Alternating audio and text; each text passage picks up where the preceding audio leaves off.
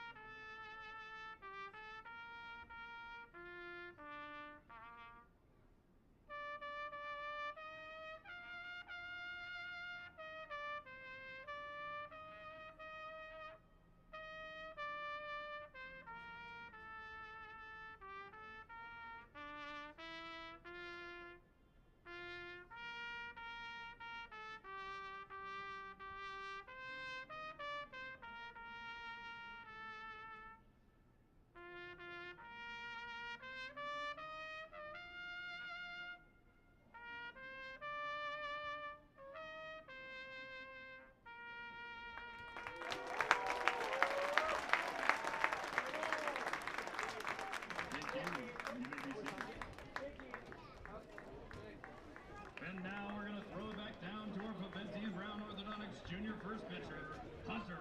Take it away. Play ball.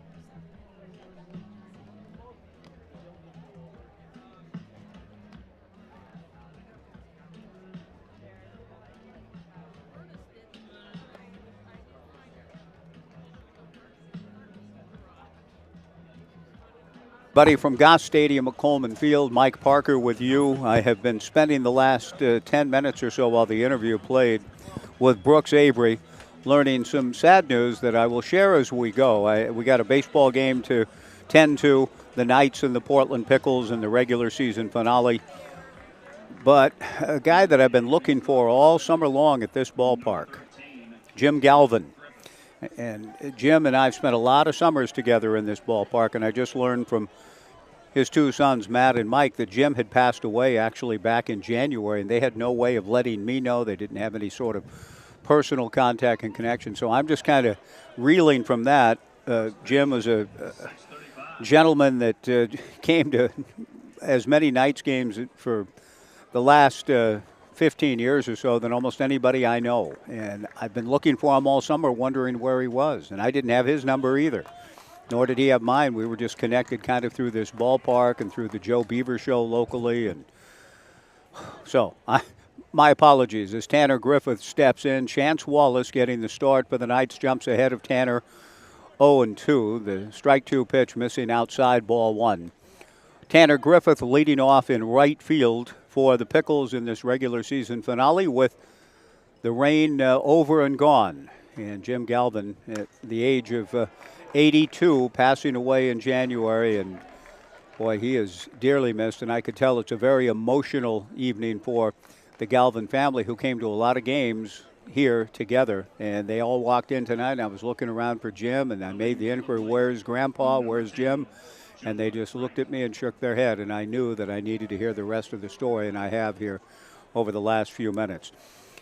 Tanner Griffith with a leadoff single, a line drive base hit to left. Joey Wright, the batter. Joey, right-hand hitting shortstop. First ball swinging, sends a drive to deep left center. Quinn Dufort on the move and backhands it on the warning track out in left center field. Nice job by Quinn to get a good read on this kind of overcast, and for our standards, pretty high humidity evening. Some drizzle has passed through our way. Tanner Griffith with a line drive base hit to open the game. Joey Wright, first ball swinging on Chance Wallace, flies out to Quinn Dufort in left. And now Tony Otis, the batter. Otis in the three-hole in center field. Joey Wright, the shortstop, just flied out. Tanner Griffith, the right fielder, being held on by Trey Swigert. Chance Wallace to the plate and delivers a first pitch strike to Tony Otis. Tony in the three-hole in center. Bryson Glasgow, Oregon State bound, the cleanup hitter at third base. Josh Schleichert batting fifth at first base. Braden Wooldridge hitting sixth in left field. The pitch to Otis is fouled back. Tony behind the count 0-2. Connor Stewart batting seventh, the designated hitter. Brett Williams hitting eighth and catching. Grafton Stroop batting ninth at second base. And Nate Kerr, a right-hander out of Lewis and Clark College from Encino in the Southland, getting the start on the mound for the Pickles. Chance Wallace getting the start for the Knights. One out, a man aboard. 0-2 the count to Tony Otis. Delivers. Tony sends one foul towards Urchin Alley. Very little action in the alley last night. Right from the start tonight, the Urchins can give chase. 0-2 to Tony Otis. Bryson Glasgow on deck. Chance Wallace working with battery mate Xavier Rios, with Trey Swigert at first, Thomas Ferrajaro at second, Brooks Avery at short, Cole Katayama Stahl at third. Wallace throws to first base. Tanner Griffith back to the bag. And the outfield for the Knights, Quinn Dufort in left, Blake Wilson in center, Josh Proctor in right. Just getting underway. Chance Wallace getting the start. Trey Swigert will have the baseball Friday in Bend in Game 1 of the best 2 of 3 playoff series against the Elks, with Game 2 Saturday here at 6:35. Wallace again throws to first, and Tanner Griffith dives back. Griffith has stolen 8 bases in 9 attempts in the summer of 2025. Chance Wallace has pitched well down the stretch. He was very good recently in the night sweep at Springfield, striking out the side to end Game 2 of that series. He comes to the plate. The strike 2 pitch bounces away from Xavier Rios. On a wild pitch, Tanner Griffith heads down to second base. Hector Infante is the third base coach for Mark Magdaleno's Portland Pickles. Hector looking across the way at first base coach Grant Heisinger, the Pickles pitching coach Christian Scholl, with Mark Magdaleno as the manager, the head coach Jim Hopple, the coach at Clackamas Community College. 1-2 to Tony Otis. Tanner Griffith at second. 1 out, no score, top of the first. Chance to the plate, fastball taken. Strike 3 called. Not a whimper from Tony Otis. He exits quietly stage right, getting rung up by Hudson Boucher, or is it Boucher? I heard our public address announcer saying Boucher, and so after he announced the umpiring crew for tonight, I said to Hayden Holbrook, Hayden, I says, do you know that, or is that a guess? And he said, it's a guess. I like it. It sounds a little more, aristocratic? Yes, Hudson Boucher. Boucher's okay too, but either way, Hudson's the home plate arbiter. And he calls a strike on Bryson Glasgow. 0-1 the count, 2 outs. Tanner Griffith at second, no score, top of the first inning. Good crowd coming in spite of the unseasonable weather, the inclement conditions by the standards that we normally enjoy in our glorious summers. The strike one pitch is swung on and missed. The count 0-2 to Bryson. Glasgow hitting .315 with 7 homers and 50 runs batted in. The West Coast League's record holder in home runs and RBIs in a single season, Josh Schleichert, on deck for the Pickles. The strike 2 pitch bounced up there by chance. 1 ball and 2 strikes the count. Wallace getting the opportunity to start this regular season finale. His first start, he's made 11 appearances, 16 in the third, 11 walks, 15 strikeouts. The lefty comes set. Chance glances back at Tanner Griffith, delivers a fastball to Glasgow, fouled straight back. 1-2 the count. 3:30 down both lines at Goss Stadium at Coleman Field. 365 to the power alleys, 400 feet to straightaway center. No breeze to speak of. A little bit on the muggy and slightly damp side this evening. Very unusual for an August 6th, to be sure. Chance Wallace ready, delivers, and that's hit foul towards Urchin Alley off the top of the Omaha room and skidding down into the alley to keep the count at 1 ball and 2 strikes. The second season beginning Friday. The Corvallis Knights will be in Bend. The Portland Pickles will travel down to Chemeketa Community College to take on Marion. Both teams will be home then Saturday night. The Knights here at 6:35. Friday in Bend at 6:35 for game 1. Wallace from the stretch delivers just outside. Ball 2. 2-2 to Bryson Glasgow. Game 3 would be here at Goss Stadium at Coleman Field if necessary on Sunday. If the Knights prevail in the series, they would have an off day Monday and then play Tuesday for the South Division Championship.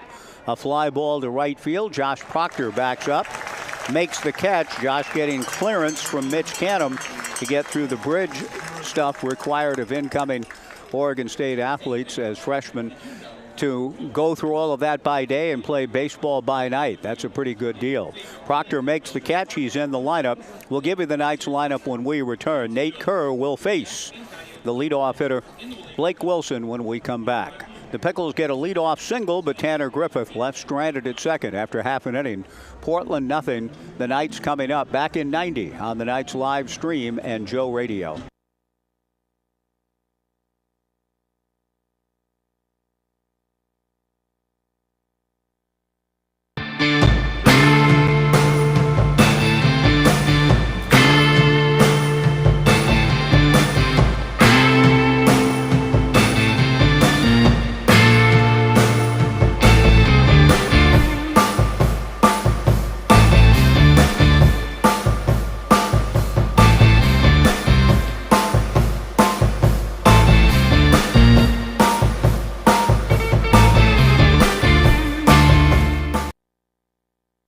At Eugene Airport, we want to say thank you.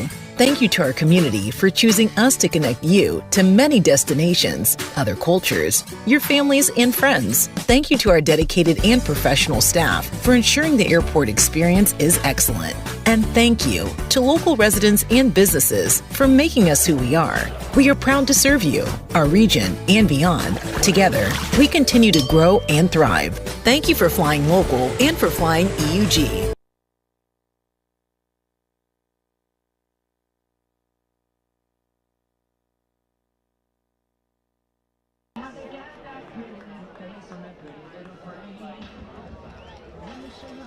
Leading things off for your Knights is the junior from Washington. Wearing number 8, it's Blake Wilson.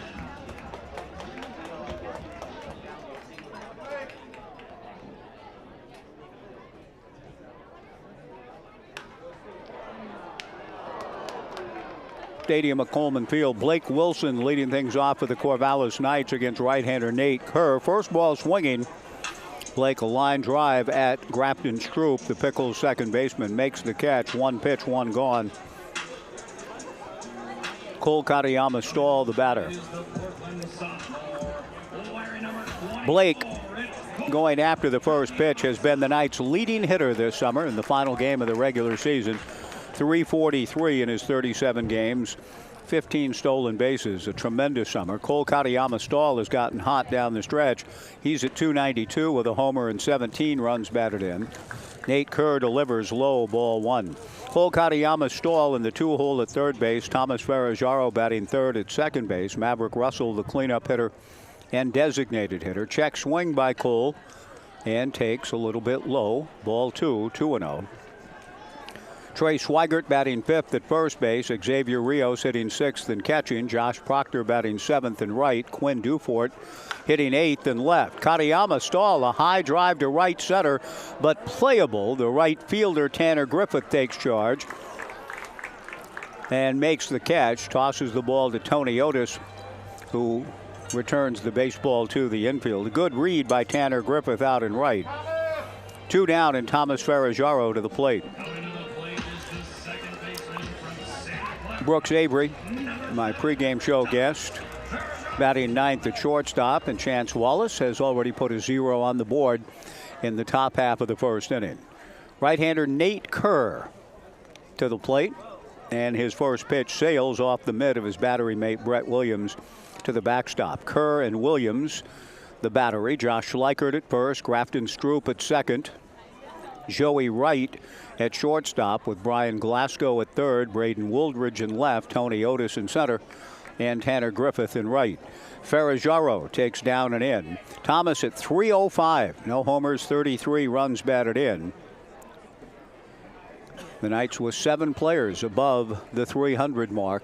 7 regulars in the lineup. Ferraggiaro hits one sharply back at first, but gathered up by Josh Schleichert. Josh takes it to the bag, and the inning is over. A solid start for Pickles right-hander Nate Kerr, getting the baseball in this, the final game of the regular season.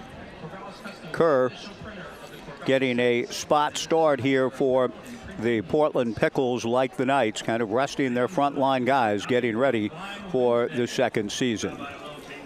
1 inning in this regular season finale. The Pickles nothing, the Knights nothing. Back in 90 on the Knights live stream and Joe Radio.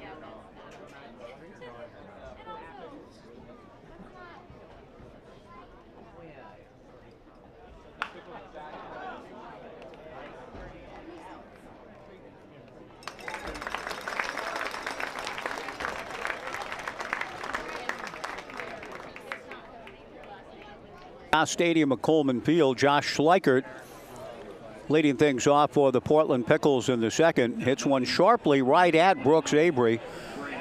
Brooks takes plenty of time and then uses the turf to bounce the ball across the way from the hole at short to get Schleichert, who wasn't necessarily blazing it down the line. I hope he's physically okay. And I mean that. I hope he's okay, but he did not run hard down to first and was out easily. Braden Wooldridge, the batter. Chance Wallace's first pitch missing. The 1-0 offering in there for a strike to the left-hand hitting Braden Wooldridge. No score. Top of the second inning. The Knights and Pickles wrapping up the regular season, and I think in the back of all of their minds, maybe in the front of most of their minds. They think a showdown's coming next Tuesday in Portland. The pitch missing high and away, ball 2, 2-1. Wallace working quickly, comes back to Wooldridge. He lifts one foul as Braden above the Jack Riley concourse to the left and out of play. 2 balls and 2 strikes to Braden. Now, if the Knights end up seeing Marion upset the Pickles, the best team in the league at 43-10 overall, the Marion Berries at 28-26, but one never knows in baseball. The pitch on the way, slap foul by Braden Wooldridge. If Marion somehow upsets the Portland Pickles in the first round series and the Knights prevail in Bend against the Bend Elks in the best 2 of 3, then the Knights would host the South Division title game against Marion here on Tuesday. But a lot of baseball, a lot of things to be settled between now and next Tuesday. The first round of the playoffs beginning Friday. Braden Wooldridge hits another one foul to the left. He swings at the 2-2 pitch, lifts a fly ball to Quinn Dufort. Quinn over a few steps to his left to make the catch. 2 putouts now for Quinn. 2 down in the top of the second. Connor Stewart, the designated hitter, will be the batter. Braden Wooldridge has had a very good summer. Has driven in 16 runs.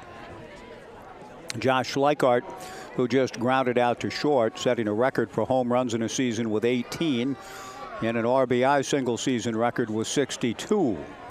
Connor Stewart, the designated hitter, takes just outside. Connor at 293, 2 homers, 12 runs batted in. 1 ball and no strikes, 2 outs, nobody on in the second, no score. Chance to the plate, fastball for a strike. Hudson Boucher Boucher, the home plate arbiter this evening. Jacob Fisher on the bases. 1-1 to Connor Stewart. Chance Wallace looking for a 1-2-3 inning. The left-hander delivers, pulled sharply foul outside of third, and Chance with a count of 1 ball and 2 strikes. Chance on his way to Utah Valley. Really happy for the young man out of Sunset High School. Pacific University, parlaying that into a Division I opportunity. And he parlayed a 10-day contract in the summer of 2023 into a full-time opportunity here 2 summers later. The pitch missing to Connor just outside, ball 2, 2-2. 2 outs, nobody on. The sky's clearing up right now, about as much as they have all day long after some brief drizzle a half hour or so ago. Stewart fouls one back and the count remains 2-2. I mentioned 2 years ago a 10-day contract in the summer of 23 for Chance. Doing an excellent job out of the bullpen for the Knights this summer, getting the spot start in this regular season finale. Delivers high and away. 2 summers ago, I remember visiting with Jim Galvin, who I just learned tonight, right before I went on the air, had passed away at the age of 82. The 3-2 pitch taken, strike 3 called, and it was right here 2 years ago that Jim and I talked about the film Oppenheimer, which was coming out. Jim had given me a copy of the book Oppenheimer, the American Prometheus on which the film was based. Jim was a endlessly fascinating, curious, brilliant, wonderful man, a kindly man, a great grandfather. I have spent a lot of summer days in this ballpark with Jim sitting to my left, listening to the game on a transistor radio and sharing his love for his kids and his grandkids on a regular basis in this ballpark. Corey Jean turned 20 on July 28th. I would dare say she spent about half of her birthdays on July 28th, or close to that, in this ballpark with her grandpa, whom we lost in January. And a true baseball friend, a radio friend, and it broke my heart to hear that news. We go to the bottom of the second, no score, back in 60 seconds on the Knights live stream and Joe Radio.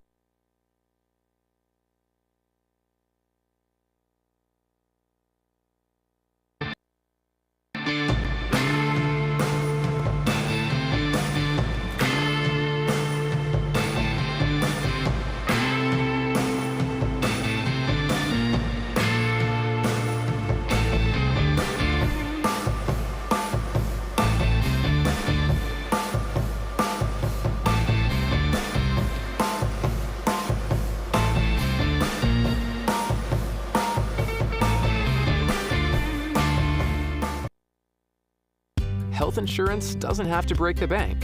80% of Oregonians received financial assistance through OregonHealthcare.gov last year, and you might qualify too. At OregonHealthcare.gov, you can explore quality health plans from trusted insurers and find one that fits your budget and your needs. Our plans are built with you in mind, so you can compare prices and benefits, no sales tactics included. We're here to get you covered, Oregon.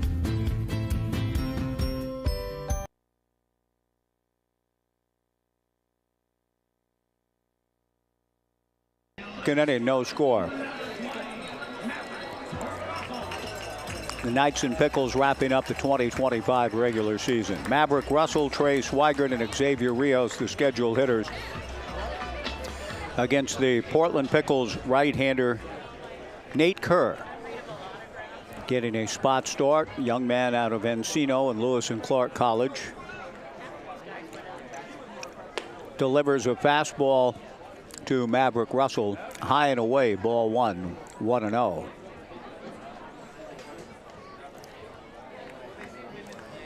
Kerr comes back to Maverick. Russell takes a strike. Maverick has been locked in here down the stretch. Got a swing in the right kind of path and mode right now, making hard contact consistently. Hoping to continue that here tonight and into the second season. He takes a little bit low, ball 2-2-1. Starting the night at 266 with 19 runs batted in.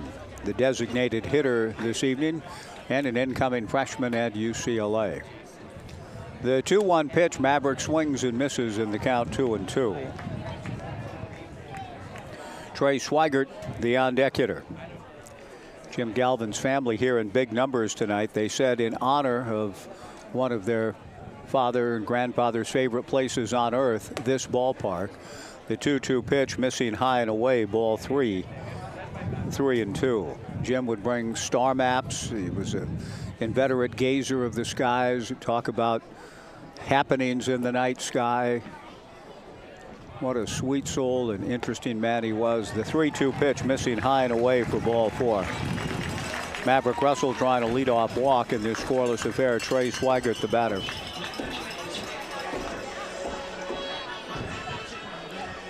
And it's not lost upon me, and I'm sure not many of you either would not be, in that, in speaking of Oppenheimer and the outstanding film about the great physicist Oppenheimer, that film came out in 2023. The book had been out some 15 years, I believe. The pitch to Swigert, high and away, ball 1. And no other commentary necessary other than to say, in thinking about that, thinking about Oppenheimer, it is August 6th, 2025, and 80 years ago. And there's got to be in all of us some ambivalence when thinking about it, no matter how you view the decision and the Manhattan Project and what it wrought and all of that. I mean, I'm not going to touch that, but still, it's I think a moment of solemnity for all of us, no matter where you might be in terms of the decision and how it was arrived at and what Oppenheimer and the folks in the Manhattan Project accomplished, which was an incredible scientific achievement, right? Yes, a throw to first and back to the bag goes Maverick Russell, but it is August 6th, 2025. The 2-0 pitch in there for a strike, and Jim Galvin and I talked about the ramifications of Oppenheimer's life and genius and his fellow physicists in Los Alamos 80 years ago. The 2-1 pitch in the turf, Maverick Russell thought about trying to pick up an extra base, but stays put. 3 balls and a strike to Trey Swigert. Jim Galvin was 82 years of age. His wife, Iria, is also here. They had been divorced for quite a few years, but Iria's in the ballpark tonight with family members celebrating the life of Jim. Maverick goes late, and Maverick gets into second base with a rare steal for him. Maverick Russell, who didn't pick up the extra base moments ago when he had a chance on the pitch in the turf, gets his 4th steal of the summer. He's 4 for 4. And the Knights with their 168th stolen base. With the count going to 3-2 on Trey Swigert, trying to drive in the game's first run. He hits a fly ball to center that'll get Russell moved, or so it should. Russell's going to stay. Tony Otis the catch, not deep enough, and Tony fires the ball back in on a hop. Swigert hitting the ball to straightaway center, didn't get quite enough pull or depth to get Maverick Russell moved. One away in the bottom of the second, Xavier Rios to the plate.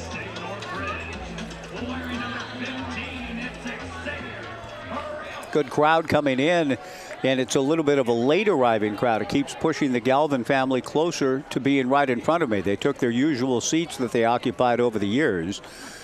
Kind of a free-for-all for seats at times, even though I know that there are reserve seats you can buy and be assigned to, but they keep moving closer as other fans come in late, kind of gauging the weather and the sun breaking through and turning into a pleasant evening for baseball. A late arriving crowd. Xavier Rios takes high, ball 1-0 from Nate Kerr. Nate back to the plate. Xavier swings and fouls it at the plate. 1 ball and 1 strike the count. Maverick Russell at second. No score in the bottom of the second inning. Matt and Mike Galvin and their sister Missy. Missy lives in Portland, isn't here. Mike came down from Portland. Matt lives in Blodgett. The 1-1 pitch hit foul into the forbidden zone and off of the roof of the bicycle rack in the construction area. The count goes to 1-2 to Xavier Rios. Another young lady who has grown up in this ballpark, Kylie, will be getting married on August 23rd. On the Galvin's property in Blodgett, and they're just brokenhearted that Jim wasn't able to see the great day. Xavier, a fly ball to left field. Braden Woldridge moves over to haul that in. 2 down. Maverick Russell was at second base with nobody out. He's there with 2 outs, and that'll bring Josh Proctor to the plate.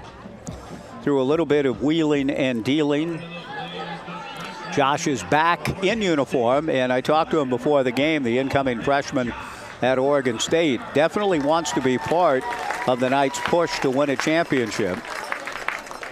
The bridge program has begun for incoming freshmen and student athletes at Oregon State, and it's required for all, in all sports at OSU, to be involved in that. So there will be, Josh won't be making the trip to Bend, for example, because of his responsibilities in that program, but he is in the lineup tonight. He told me he plans to be able to play Saturday night in Game 2 against the Bend Elks here. He takes high and inside, now swings and lashes the 1-0 pitch into right field. Brook Knight is waving Maverick Russell around. The throw from Tanner Griffith is up the line. Maverick scores. Proctor, no bridge for him tonight, comes through, and the Knights lead it 1-0.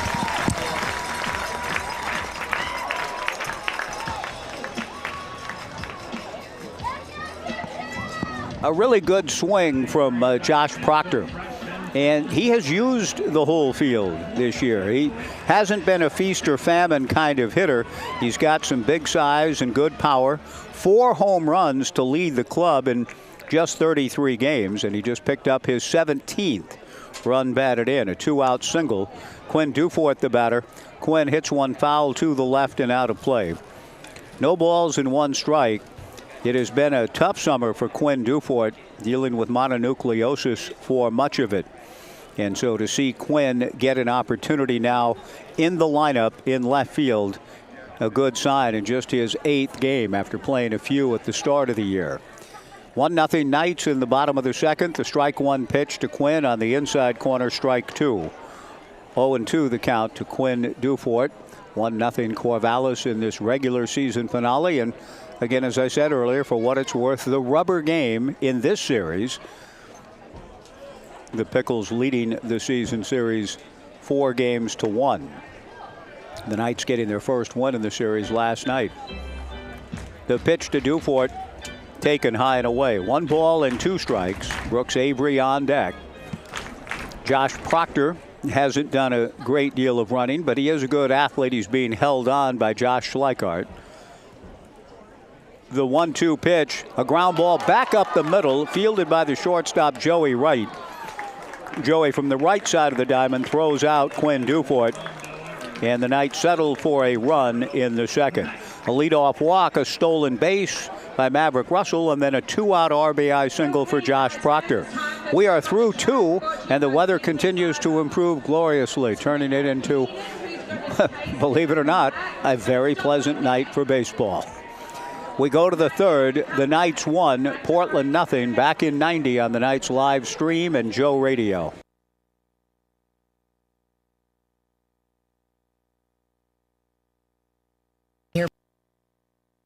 We want to say thank you. Thank you to our community for choosing us to connect you to many destinations, other cultures, your families, and friends. Thank you to our dedicated and professional staff for ensuring the airport experience is excellent. And thank you to local residents and businesses for making us who we are. We are proud to serve you, our region, and beyond. Together, we continue to grow and thrive. Thank you for flying local and for flying EUG.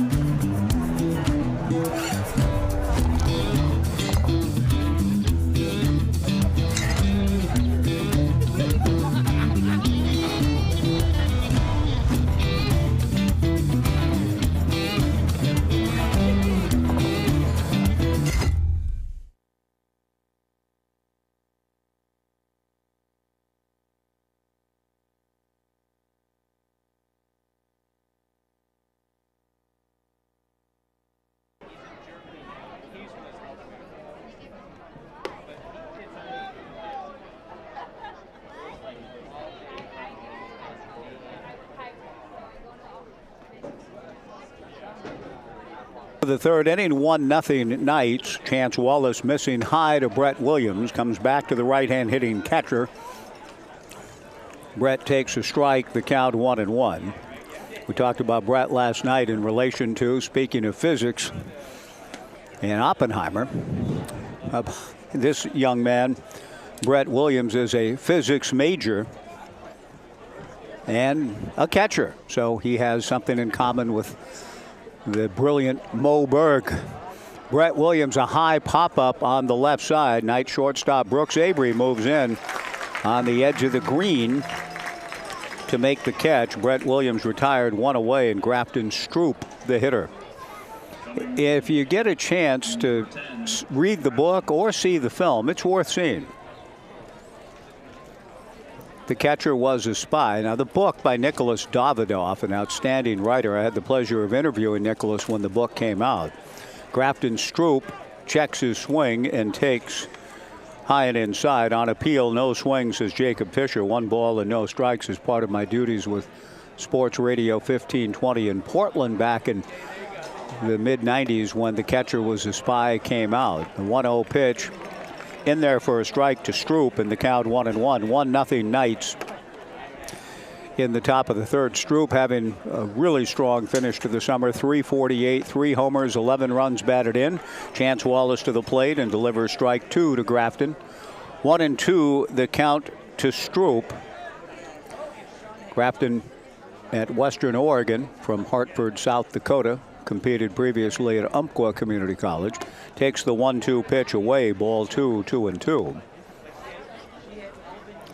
The Catcher Was a Spy. Davidoff intensively researched book about one of the more fascinating, peculiar, odd characters in the history of sport. Mo Berg, the catcher. The 2-2 pitch just missing for ball 3. Xavier Rios was ready to throw the ball around the horn. Stroop still up there. 3 balls and 2 strikes with the plot line of the film, and it was a true story. During World War II, the 3-2 pitch, a fly ball to left field. Quinn Dufort has a play, moves in and has the baseball. 2 down. Tanner Griffith, the batter. Now, spoiler alert, I mean, the Catcher Was a Spy reads like a novel, and the film, the narrative's pretty interesting in that Berg is this multilingual genius with languages, catcher, well read, had a fetish for newspapers. He would Davidoff goes into great detail about how Mo Berg would read 6 or 7 newspapers every morning, but the newspapers had to be delivered to his door or his hotel room, pressed and untouched by anybody else except the person that was delivering the papers. Nobody else could ever touch them. And if somebody had, he wouldn't read them. If he ever saw somebody looking at a paper that was meant for him, he'd order another one, right? It was odd that way. Tanner Griffith takes high, ball 2-0. Wallace to the plate, fastball for a strike, the count 2-1. 1-0 Knights in the third. But it came to the attention of the OSS, the precursor to the CIA, that Berg, a baseball player, had a facility with languages, spoke German very well, had access because of his life and cachet, and he was well dressed. And he was sent to Germany to see if Werner Heisenberg had the secrets to unlocking the atomic bomb and splitting the atom and getting the bomb made and getting it into the hands of Hitler. And if he was sent with a gun to a lecture hall. The 2-2 pitch, check swing, says base umpire Jacob Fisher. Strike 3, and Tanner Griffith goes down swinging. The inning is over. Nice work by Chance Wallace after the leadoff single. He's retired 9 straight. The upshot is, spoiler alert, Berg was to assassinate Werner Heisenberg in the lecture hall on the spot if Werner had the formula and the secret. Turns out that he did Heisenberg. Oppenheimer and company beat the world to it, but there was concern that Heisenberg had it, and Mo Berg, the catcher, the baseball catcher, was going to take Heisenberg out if Heisenberg spoke the things that would have revealed he had knowledge of the bomb. How about that? Now, you can't make that kind of thing up. The catcher was a spy.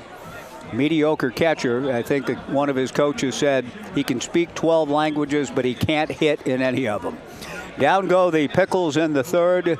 We go to the bottom half. The Knights 1, Portland 0. Back in 60 seconds on the live stream in Joe Radio.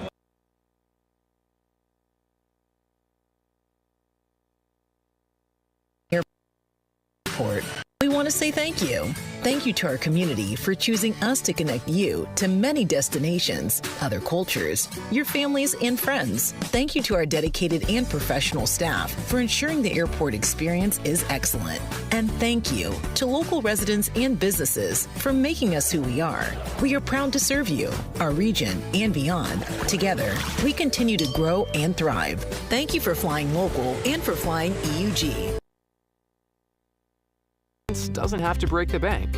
80% of Oregonians received financial assistance through OregonHealthcare.gov last year, and you might qualify too.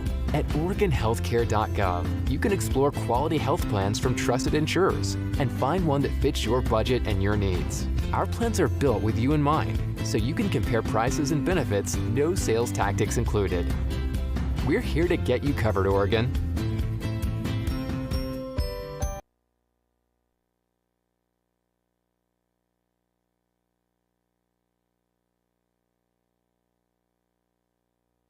Things off for the Knights against right-hander Nate Kerr. Nate falling behind.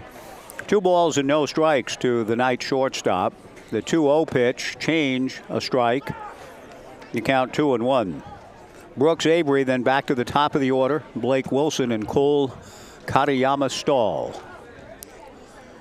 Kerr shakes off his battery mate Brett Williams. The catcher is a physicist. The 2-1 pitch, tap foul at the plate. 2 balls and 2 strikes to Brooks Avery. 1-0 Knights.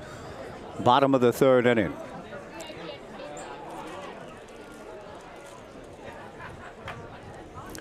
Kerr back to the plate. Breaking ball, pop foul down the right field side. A long run for second baseman Grafton Stroop. He can't get it. The ball lands fairly for a base hit, and into second base goes Brooks Avery. Brooks Avery gets to second. Grafton Stroop, Josh Schleichard, and Tanner Griffith converging. Shades of the Arkansas Triangle save. This is a fair ball. And Brooks Avery into second. Brooks with a leadoff double. Blake Wilson, the batter. Blake swung at the first pitch delivered by Nate Kerr. Hit a line drive right at Grafton Stroop, the second baseman. 1-0 Knights in a game that has no meaning whatsoever for standings or playoff positioning. Everything's settled. The Knights will be at Bend in 48 hours. 6:35. I'll have the call on 1240 Joe Radio. Back here Saturday night, Blake Wilson misses a bunt attempt, 0-1 the count. I was just checking to see how Brook was going to handle it. This is a classic bunt situation for Coach Knight and the Knights. But these last couple of nights, we haven't seen everything play according to usual form, and that the games aren't, quote, must wins, unquote. And so when the Knights would normally be bunting, the first two nights they haven't been, and now Wilson isn't bunting here. He takes a strike one pitch, does Blake, and it's in there for strike two. 0-2 the count. A bloop double for Brooks Avery down the right field line. Wilson missed a bunt attempt. Now he's hitting away. 0-2 the count with Cole Katayama Stahl on deck. Nate Kerr to the plate, off speed and swung on and missed. Good work by Nate, and a balk's been called, so I'll take the strikeout out of the scorecard. A balk called by Jacob Fisher. And so the count remains 0-2. Brooks Avery goes to third on the balk. And now Blake with another chance on an 0-2 pitch to try to get the run home. 1-0 Knights, the infield at normal depth for the Pickles. Kerr delivers, and Wilson hits one off the glove of Nate Kerr, rolling behind the mound. Base hit for Wilson. Down the line to score is Brooks Avery. The Knights lead at 2-0.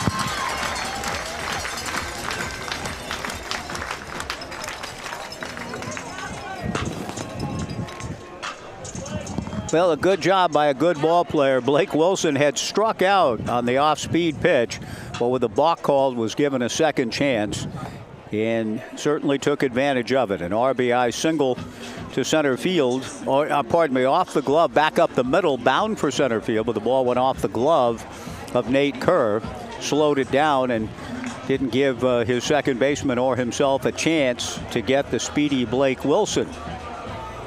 The pitching coach, Christian Scholl, out to take a look at Kerr. I think making sure that Nate is okay, and maybe even a little bit of a conversation as well with Christian and his pitcher, Nate Kerr.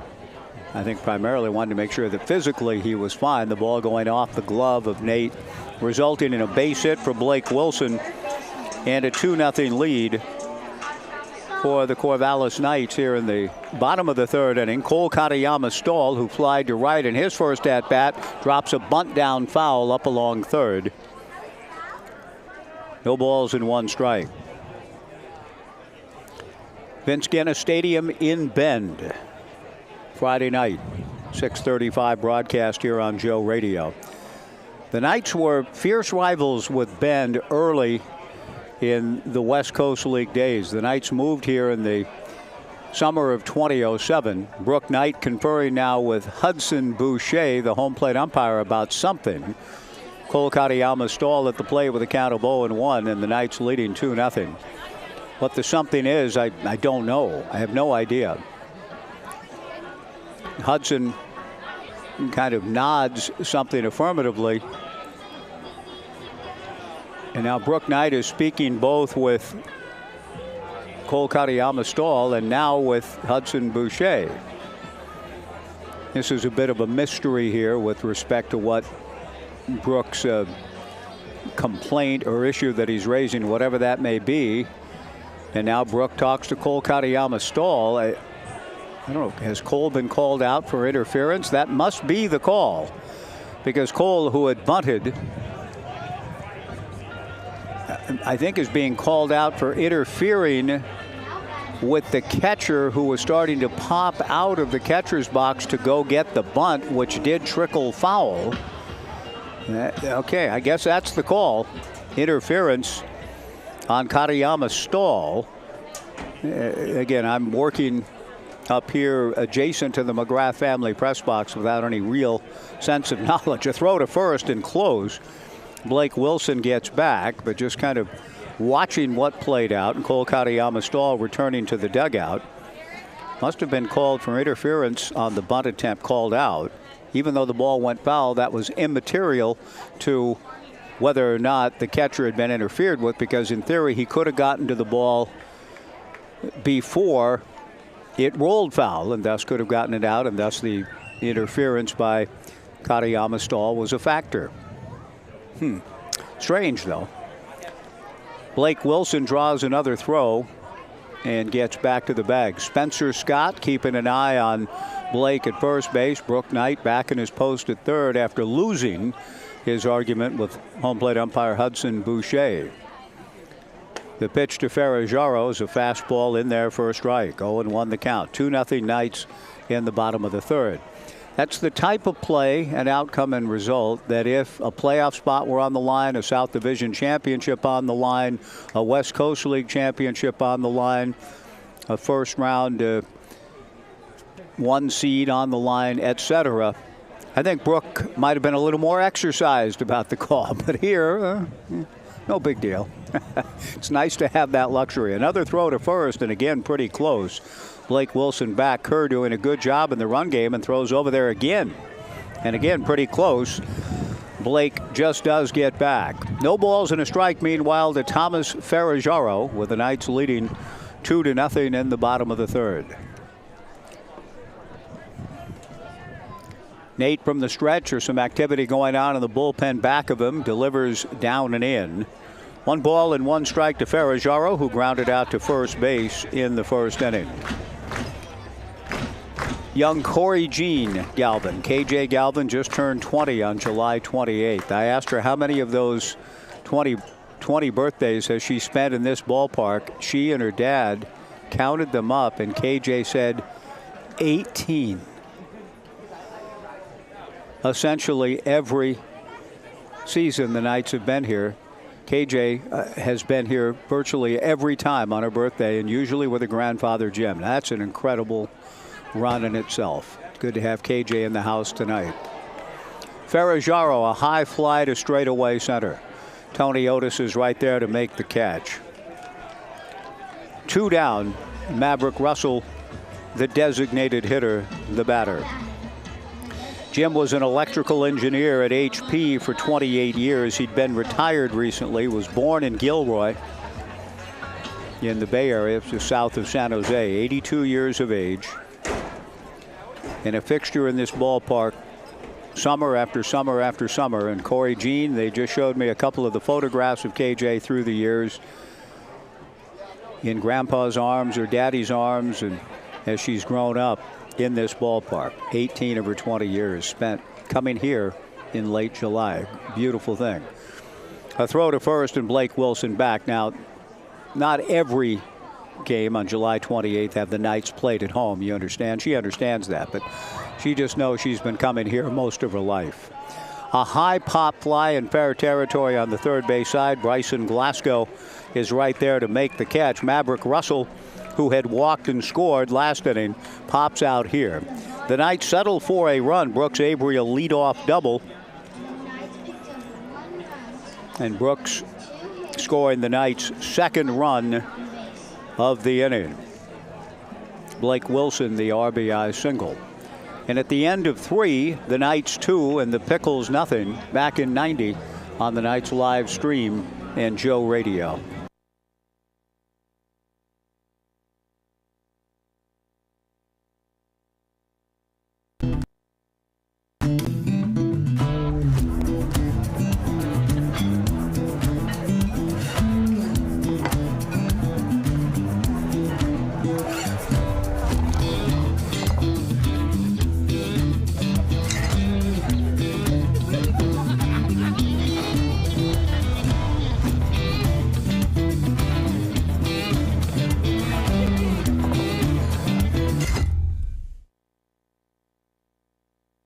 Doesn't have to break the bank. 80% of Oregonians received financial assistance through OregonHealthcare.gov last year, and you might qualify too. At OregonHealthcare.gov, you can explore quality health plans from trusted insurers and find one that fits your budget and your needs. Our plans are built with you in mind, so you can compare prices and benefits, no sales tactics included. We're here to get you covered, Oregon.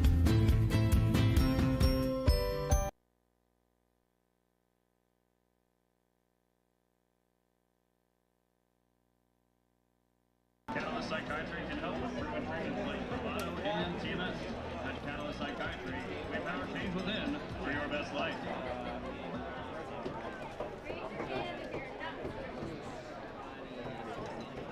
batting for the Pickles, number 2, Joey Wright.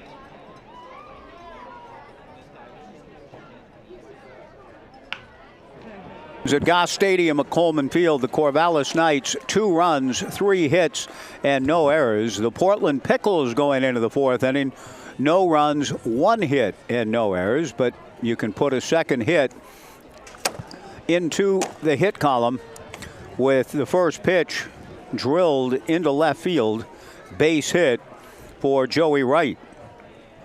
Swinging at the first pitch at the top of the 4th, delivered by Chance Wallace. That brings Tony Otis to the plate. 2-0 Knights in the 4th. Otis swings and misses. The count, no balls and 1 strike. Tony struck out looking in his first at bat. Final game of the regular season, not the final games for these clubs. At least 2 remaining for both after tonight. A throw to first base, Joey Wright back. And the playoff format designed by Commissioner Rob Nyer and the owners in the league has been a big hit. 8 teams get in, and all 8 get at least 1 home playoff game. That's a good thing in the format, to be sure. Wallace throws to first and Joey Wright back. 2-0 Knights in the 4th. That means Marion hosts Portland this Friday night at Chemeketa Community College. Bend hosts the Knights this Friday night at Vince Guenna Stadium in beautiful Central Oregon. And the Knights will be back home here Saturday. The Pickles at Walker Stadium at Lentz Park Saturday in Game 2 of the best-of-3 series against the Berries. Wallace throws to first again. Again, Joey Wright back to the bag. As nice as it's been all day, right about now. 71 degrees and the sun breaking through, and the cloud cover that's been with us all day, and even some mist and a little sprinkle activity going on when the ball game was just about getting underway. The last half hour or so before the first pitch, we were seeking material to cover up our broadcast equipment and papers and so on, and it's clearing off a little bit now. The pitch missing outside to Tony Otis. The 1-1 offering, a fly ball to center field. Blake Wilson plays it on a hop, throws to second, not in time. Tony Otis with a bloop single to center field. Joey Wright stops at second, and Brian Glasgow, who flied to right field in the first, to the plate with the Knights leading 2-0. The tying runs on base with nobody out. Number 36, Bryson Glasgow. We'll review all of the Knights and Bend Elks competitive playoff history when we get to Bend on Friday, and during the series coming up beginning Friday. A bunt in the air, a sliding catch by Chance Wallace in fair territory halfway up the third base line. Nice, quick, athletic play on the popped up bunt by Bryson Glasgow. 1 away. And Josh Schleichart, who grounded to short in the second, will be the batter. Joey Wright at second, Tony Otis at first. But just to take a look at the interesting history between the Knights and Bend. They will write another chapter in their postseason battles against each other beginning Friday. Schleichart takes high, ball 1. The year the Knights won their first West Coast League championship in their second year in Corvallis, namely 2008, the Knights beat Bend 2-1 in a series. The following year, beat them again 2-1. The 1-0 pitch to the home run record holder Josh Schleichart, missing down and away, ball 2, 2-0. 2 on, 2 outs, top of the 4th, 2-0 Knights. Schleichart very capable with one swing, as he's been doing all summer, of turning a ball game around and giving the Pickles the lead. He has the count his way. Wallace delivers a 2-0 pitch, a high pop foul to the right. This will land in the upper grandstand, about 15 yards or so from where I sit. 2 balls and a strike, the count to Josh Schleichart. In 2011, the Knights then won again 2-1 and eliminated Bend 2-0 in 2014. The Elks, meanwhile, eliminated the Knights in 2010 and 2015, and Bend won the West Coast League Championship at 15 before the Knights went on their 7-year run, finally snapped by the Pickles last year. Schleichert taking down and away. The 3-1 pitch to Josh. Ripped down the left field line into the corner. Joey Wright will score. Quinn Dufort chasing the ball down. Tony Otis being waved around. Brooks Avery receives the throw from Quinn and does not make a play at the plate. Josh Schleichert, the home run and RBI king in the West Coast League, pulls the Pickles even, getting a good hitter's count and delivering on it. A 3-1 double into the left field corner. Wright and Otis come in to score. And that'll bring to the plate Braden Wooldridge in a 2-2 tie here in the top of the fourth inning. Only one out. Wooldridge flied to left field in his first at-bat. Chance Wallace to the plate. Wooldridge takes a little low and outside. Ball one. 1-0. So fully 6 playoff series in the Knights Elks colorful rivalry, particularly in the early years in this league. They'll have a 7th meeting in postseason play beginning Friday night in Bend. Wallace's 1-0 pitch misses high and away. Ball 2. 2-0. A 2-2 tie in the top of the fourth inning. Schleichert gets his lead from second. Wallace turns and bluffs Josh back. 64 runs batted in on the summer now for Josh Schleichert, who has worked his way into a Division I opportunity at the University of Oregon, committing to the Oregon program a couple of weeks ago. The 2-0 pitch from Chance misses outside. Ball 3. That will prompt some activity in the Corvallis Knights bullpen. Several of the fellows heading down to the pen in the left field corner. The 3-0 pitch down the middle for a strike to Braden Wooldridge, taking all the way. 3-1 the count. Connor Stewart on deck. Schleichert out of Tigard High School, from Clark College to Vanguard University, and now down to Eugene. Good for Josh. He's worked hard to get there. The 3-1 pitch just missing for ball 4. Braden Wooldridge trots down to first. Connor Stewart, the batter. A 2-2 tie in the fourth. Stewart struck out looking in the second. Good crowd has, as I mentioned, kind of been a little bit slow in arriving tonight. Maybe deterred by the weather conditions we looked at all day long, and a forecast for some rain this evening, which we got a little bit of, but folks are still kind of coming in, settling into their seats and enjoying the best part of the day. Connor Stewart fouls one back. The count 0-1. I understand that come the weekend, things are going to heat up a little bit. In fact, maybe into the 90s on Saturday. I don't look that far ahead. Just kind of one day at a time, as the phrase goes. The strike one pitch, a check swing foul, and the count 0-2. As somebody said, it's a little difficult for any of us to live any other way. Now, I kind of like to live 2 days at a time. Well, you may like to. It's difficult. It feels like it sometimes, right? The scampering of time in our lives. But I trust others to tell me. Like Reggie Jackson waiting for Mike Andrews to tell him what base to throw to. I wait for others to tell me what to wear. Is it going to rain? I don't know. The strike 2 pitch in the turf and the count 1-2. But somebody said, I heard somewhere a day or two ago, hey, it's going to be in the 90s on Saturday. You know, okay, I hear that from a loved one or a stranger or whatever, overhear it at a Jamo shop, and oh, okay. And I take it, and I trust it. So that's my call. It's going to be 90-something come Saturday. Ground ball to short. Brooks Avery shovels to Ferraggiaro for one. On to first. Double play. Brooks Avery, Thomas Ferraggiaro, Trey Swigert with the inning-ending double play ball. The Pickles do get 2 runs and pull even. 3 hits, no errors, and 1 left. We go to the bottom of the fourth in this regular season finale in Corvallis. It's the Pickles 2 and the Knights 2. And we will be back in 90 seconds on the Knights live stream and Joe Radio.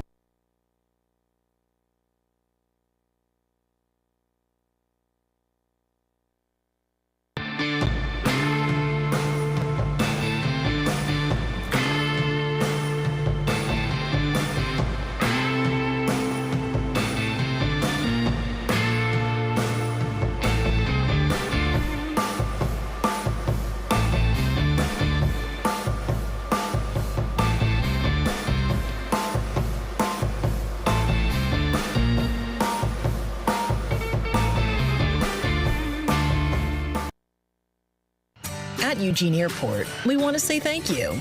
Thank you to our community for choosing us to connect you to many destinations, other cultures, your families, and friends. Thank you to our dedicated and professional staff for ensuring the airport experience is excellent. And thank you to local residents and businesses for making us who we are. We are proud to serve you, our region, and beyond. Together, we continue to grow and thrive. Thank you for flying local and for flying EUG.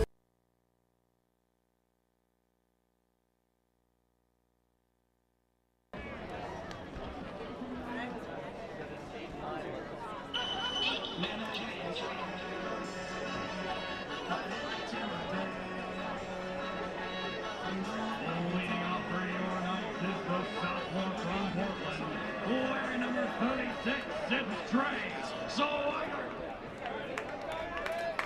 High as we move to the bottom of the fourth inning. Trey Swigert leads things off against Nate Kerr. Nate delivers a first pitch strike.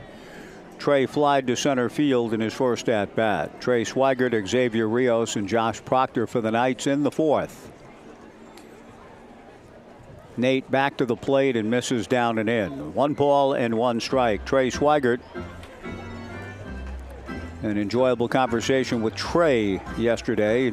He too, a tremendous summer. Starting the night at .328, a couple of homers, 18 runs batted in. Has been really dynamic on the mound too. 13 2/3 innings and just 1 earned run. An ERA of 0.65. Out of 1 and you got Dean Chance. The pitch missing to Trey. 2 balls and a strike. Mark Magdaleno would know the reference. The pitch on the way to Trey hit foul off to the left and out of play. The manager for the Portland Pickles has done a tremendous job, and he's a really enjoyable guy to talk old baseball with. We have done so a few times, and I've enjoyed the fellowship in the game and the conversation with Mark. And he would know Dean Chance, the ERA of 1.65, I believe, either in 64 or 65. Now, I feel bad that I used to know that at one time. I'm going to have to look it up with the old professor. 3 balls and 2 strikes to Trey Swigert. The 3-2 pitch hit foul off to the left and out of play. 3 balls and 2 strikes to Trey. And Dean had a Cy Young Award winning season, but the ancient proverb about bad company corrupting good morals, that was the theory when it came to Dean Chance hanging around too much with that Bo Belinsky guy. And again, I know Mags probably knows those stories too. The 3-2 pitch to Swigert, missing high and away for ball 4. But Dean could pitch. Boy, he could really pitch. And had a year either in 4 or 5. 64 I'm going to go with, as if somebody said, okay, take a guess, 4 or 5. 20 and 9 and an ERA of 1.65. How about that? Xavier Rios, the batter, a 2-2 tie, a leadoff walk to Swigert. Trey gets his lead from first, held on by Josh Schleichert. The first pitch in there for a strike to Xavier Rios. Xavier did not show bunt. No balls and a strike. The 0-1 pitch, a ground ball 2/3, speared by Glasgow, goes to Stroop for 1, a 1-hop throw to first. Double play. 5-4-3 around the horn. Not the best in terms of a bunting combination there. Swigert, not particularly swift, good athlete, but Xavier Rios not asked to bunt that often. So Brooks eschews the bunt in that situation. But what we just saw as a result, part of the reason why people who know that their guys are proficient in the short game sometimes will go to it to avoid what we just saw, the double play ball. Good work by Nate Kerr to induce it. Josh Proctor, the batter, swings and hits one foul into Urchin Alley to the right. No balls and a strike in this 2-2 tie in the bottom of the 4th inning. Proctor drove in a run in the 2nd inning with a 2-out hit. He's jammed and hits one slowly on the turf to Joey Wright. The shortstop fields and fires over to first, and another good half inning of work by Nate Kerr. He faces the minimum in the 4th and survives the leadoff walk. Chance Wallace returns as we go to the 5th through 4. The Pickles 2 and the Knights 2 back in 90 on the Knights live stream and Joe Radio.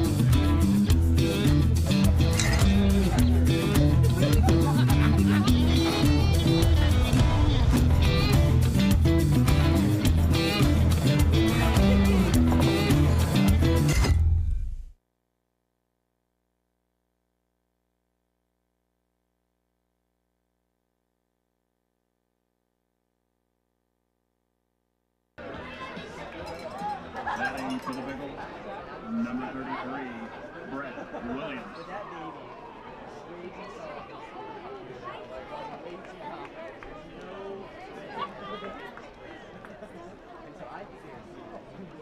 2-2 tie as we move to the top of the 5th inning at Goss Stadium at Coleman Field. The Knights and the Portland Pickles playing for the final time in the regular season. And I think both are kind of hoping for a showdown next Tuesday. Now, the Knights would rather be home on Tuesday. The first pitch to Brett Williams leading things off against Wallace misses. Chance comes back to the plate and delivers a strike. 1-1 the count. Chance Wallace. Dean Chance, I'm glad to say the memory served. It's not as reliable as it once was. The pitch swung out and fouled back, and the count 1-2 to Brett Williams. But Dean Chance's incredible Cy Young Award winning year was 1964. 20-9, 1.65. The 1-2 pitch, Brett Williams a fly ball to straightaway right. Josh Proctor moves in to make the catch. One away, and Grafton Stroop will be the batter. Now batting, number 10, Grafton Stroop flied to left field in his first at-bat. He loses his bat, swinging and missing. The bat goes pinwheeling above the Portland Pickles dugout into the netting. No balls and 1 strike to Stroop.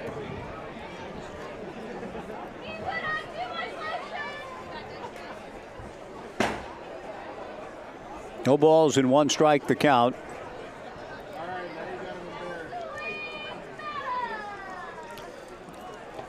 Chance Wallace back to the plate and delivers strike 2 to Stroop. 0-2 the count. If the two teams do play again after tonight, it would be in Portland, Walker Stadium at Lentz Park. And it's hard for me to imagine right now the atmospherics there. It's always a great place to watch a game. One of my favorite spots. Came into the league rather late in 2018. But what an atmosphere, what a great job the Pickles do. And a winner-take-all South Division title game there would be something else. The pitch to Stroop, a slow roller by the mound. Chance Wallace comes off and is not able to field cleanly. Took a couple of swipes at that high chopper, got a little leather on it, but not able to get a handle on the chopper by Stroop, and it's an infield single for Grafton with 1 out, and Tanner Griffith to the plate. But it's obvious that the Knights would rather be home here on Tuesday next, which would mean they're pulling for the Berries to pull off an upset and win that best of 2 out of 3 series and give the Knights a chance to win the South Division here if they're able to get through the Bend Elks beginning Friday night in the best 2 of 3 divisional series. Tanner Griffith takes a strike, 0-1 the count. Chance Wallace to the plate and misses outside. 1 ball and 1 strike to Tanner, who has singled to left and struck out. Tanner has a look at third base coach Hector Infante, who gets his marching orders from the manager, Mark Magdaleno, within the first base dugout. A 2-2 tie in the 5th. Wallace delivers, Griffith takes outside. Ball 2, 2-1. Tanner has been a workhorse. 61 games, started 58, the everyday center fielder for the St. Mary's Gales, and appeared here at Goss Stadium at Coleman Field in the Corvallis Regional earlier this spring. Played 52 games as a true freshman in 2024. And this past season was hit 28 times, 10th in the nation. Left on left, Chance Wallace with a count of 2-1 and 1 out and a 2-2 tie. Comes to the plate. Ground ball slowly to Ferragero. Feeds Brooks Avery for 1 on to first for the double play. The inning is over. A 4-6-3 double play ball. Both teams are excelling defensively tonight. The Knights with their second double play. And we are through 4.5. It remains the Pickles 2 and the Knights 2, and we'll be back in 90 on the Knights live stream and Joe Radio.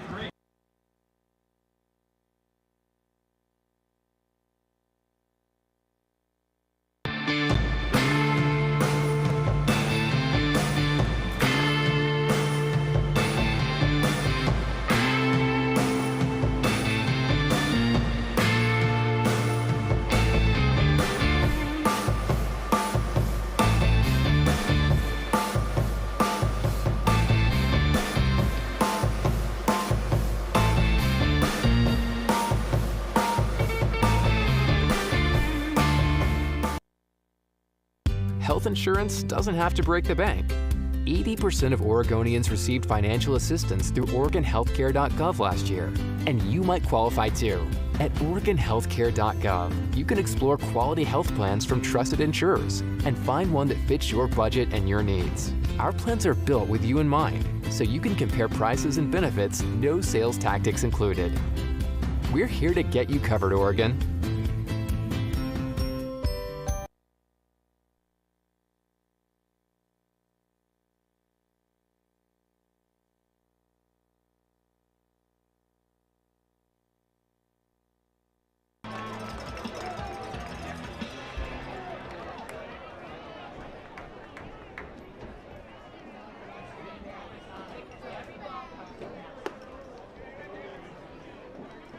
Then in a 2-2 tie in this last game of the regular season.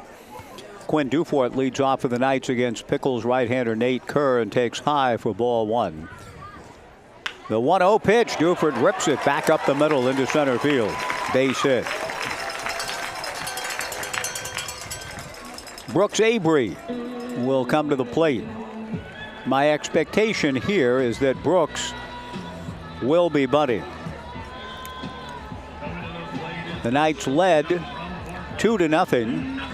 The Pickles getting a 2-run double from Josh Schleichart, the record-holding RBI man in this league, Josh Schleichart, to tie the ball game in the 4th. Avery takes a strike. The count 0-1. Brooks backs out, has a look at the skipper, Brook Knight, in his 17th season at the helm. Quinn Dufort held on at first by Josh Schleichart. The strike 1 pitch, Avery shows, and Brooks pulls the bat back and takes down and away. 1-1 the count. Good hard work for Brooks, earning an opportunity to play Division I baseball at the University of Portland after helping LB win the NWAC again this past spring. He gets a bunt down and a good one. He might get a hit out of it, and he will. No throw from the third baseman, Bryson Glasgow. A bunt single for Avery. Dufort into second, 2 on, nobody out, and Blake Wilson coming up. Avery's athleticism stands out. It has all summer long. And he got the bunt down, yes, and he was asked in that sense to sacrifice. But because he was able to drag it enough, he put the defense in a tough spot and gets a base hit out of it. Now Blake Wilson is likely up there to bunt. 2 on, nobody out. Blake is bunting, and he bunts in the air. Caught in front of the mound by pitcher Nate Kerr. 1 away. That's a bit of a disappointing note. Blake has done so many things well all summer long, but pops out on the first pitch, trying to bunt the runners up. 1 away. Cole Katayama stalled the batter. Cole has flied to right and then was called out, I think, upon further review and visiting with Ben Crockett and others around me. He was called out for stepping on the plate while bunting, not for interfering with the catcher, Brett Williams. Ben looked at a video review and took a still shot, and it appeared as that was the reason that Cole was called out. Mysteriously, it was in the 3rd inning. We're in the 5th, the 2-2 tie. The first pitch missing to Cole from Nate Kerr, ball 1. The 1-0 fastball pumped in there for a strike. 1-1 to Katayama's stall. Quinn Dufort at second, Brooks Avery at first. The speed, the athletic ability for Brooks has been on display all summer and has been fun to watch. He's only 5'9". I asked him if he could dunk a basketball. He said, I can, and I believe him, based on the flip that he did against the Sock Puppets earlier on a ground ball hit to him, and he did a flip and then threw out the runner. I mean, it was an amazing athletic feat, one I'd never really seen here before, and I can see him rising high to dunk a ball, although only 5'9". The pitch missing to Katayama's stall. 2-1 the count. Cole takes a fastball from Kerr, high and away for ball 3. 3 balls and a strike. There is some activity going on in the bullpen back of the right-hander Nate Kerr. Chance Wallace's evening is over. We're not sure who is going to come in behind him, but we saw Chance walking down to the bullpen moments ago. Katayama stall takes the 3-1 pitch. A high strike. Brooke Knight not pleased that that wasn't called ball 4. Grimaces a bit. And doing, again, a little bit of an Edgar Kennedy outside the third base box. 3-2 the count with 1 out. The 3-2 pitch, a ground ball slowly to the second baseman Stroop. He goes to second for 1, and that's the only play. Brooks Avery is out on the fielder's choice 4-6. 2 down in the bottom of the 5th. On the play, Quinn Dufort into third. Thomas Ferraggiaro will be the batter. Thomas has grounded to first and flied to center. With Maddox risky on a day-to-day basis with a sore left wrist, Ferraggiaro has overtaken Maddox for the RBI lead on the club. Thomas with 33, 2 RBIs last night. Risky with 31. A meeting at the mound, a brief one. Brett Williams out to talk to Nate Kerr. Runners at the corners and 2 down. Quinn Dufort at third. Cole Katayama stall at first. And Thomas Ferraggiaro looking for a clutch 2-out hit to give the Knights the lead back. 2-2 here in the bottom of the 5th. Fastball in there for a strike to Ferraggiaro. 0-1 the count.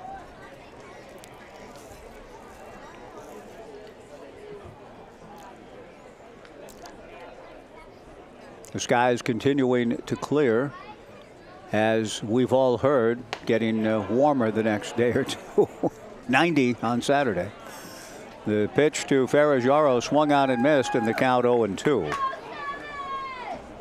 I hope so. I hope it's in the 90s come Saturday. We want to float the river by day, come to the ballpark by night. Yes, the doctor has cleared me to get into the river and finally float again. It's been a lost summer in that sense. The strike 2 fastball high and away. What with the hip replaced about 3 months ago. Missed a lot of things. The hot, slow summer runs for the first time since 1968, thereabouts, not engaging in any. That hurts.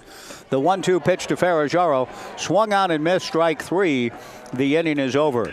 The Knights get back-to-back singles to open the inning, but the little things, it is the little things, Denzel's latest vehicle.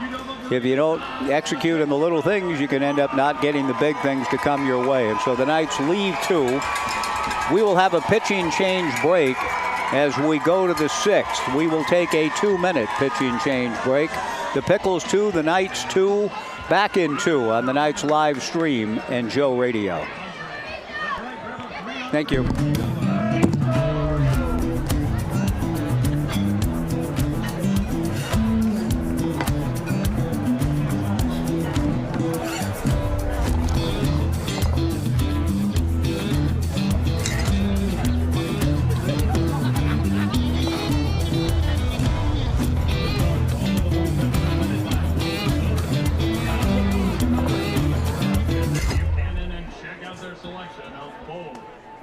Doesn't have to break the bank.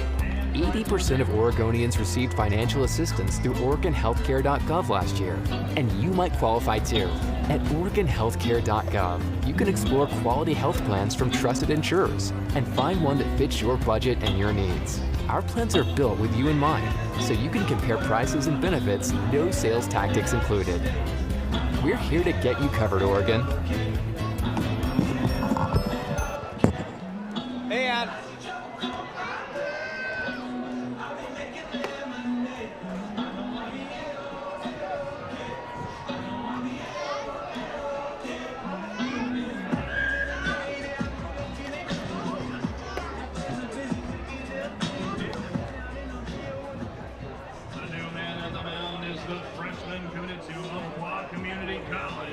And number 6, Tyler Hellenthal.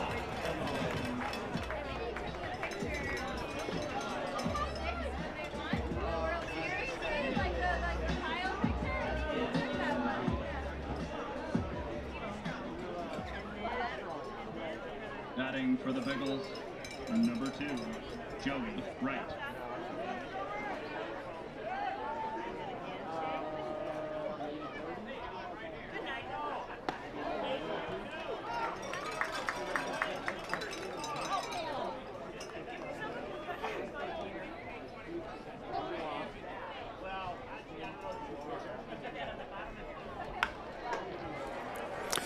Tyler Hellenthal, the new pitcher. Joey Wright, the batter. Joey swings at a strike one pitch, and it's at high and deep to left, but Quinn Duport goes back a few steps shy of the bullpen door and the warning track out in the alley and left. Quinn puts it away. One away in the top of the 6th in this 2-2 tie. Tyler Hellenthal takes over for Chance Wallace, one of the late signees for the Knights here, to pick up the pitching slack to give the arms some rest and allow them to rest and heal prior to the start of the 2nd season. Hellenthal signed late, and a young man on his way to Umpqua Community College gets an opportunity with the Knights here at Goss. Misses with a 1-0 pitch, or the first pitch to Tony Otis. The 1-0 pitch catches the outside corner. 1-1 the count, a 2-2 tie, top of the 6th. Tony has struck out, singled, and scored. The 1-1 pitch down and away, ball 2, 2-1. It is a pleasure to look Tyler Hellenthal up. Just a cursory Google search, and here he comes. The 2-1 pitch missing high. It's a pleasure to read a little bit about Ty this past spring, or 2 springs ago. But the byline in the News Review in Roseburg, the pitch on the way from Hellenthal misses for ball 4. Tony Otis draws the walk. Ty Hellenthal, I read. Dateline Oakland. Ty Hellenthal pitched a 2-hitter, helping the Umpqua Valley Christian baseball team to a 12-0 victory over Oakland in 5 innings in a Class 2A 1A Special District 5 game on Wednesday. The byline, the article, the byline, Tom Eggers. I haven't talked to Tommy for a long time. Carrie's brother, an outstanding journalistic family. Their legendary father, the late John Eggers, the longtime sports information director at Oregon State. And Carrie and Tom have done tremendous work as sports writers for many decades. And that was an article about Ty Hellenthal that I was referencing from the spring of 2024. First pitch in there for a strike to Bryson Glasgow. 0-1 the count. Tony Otis at first, 1 out. Otis a threat to run, being held on by Trey Swigert in this 2-2 tie in the 6th. Another throw to first. Ty Hellenthal driving back Tony Otis. Hellenthal, a late signee, 5'9", 170 from Roseburg, but again, it looks as though, and I'm trying to get all of the information because the roster doesn't show it all, but it appears as though he competed at Umpqua Valley Christian, is now on his way to Umpqua Community College. Staying close to home. Good for him. Ty getting to pitch here at Goss Stadium at Coleman Field tonight. Comes with a strike one pitch in the turf. The count 1-1 to Bryson Glasgow, who has flied to right and bunted out on a good play by Knight's starting pitcher Chance Wallace.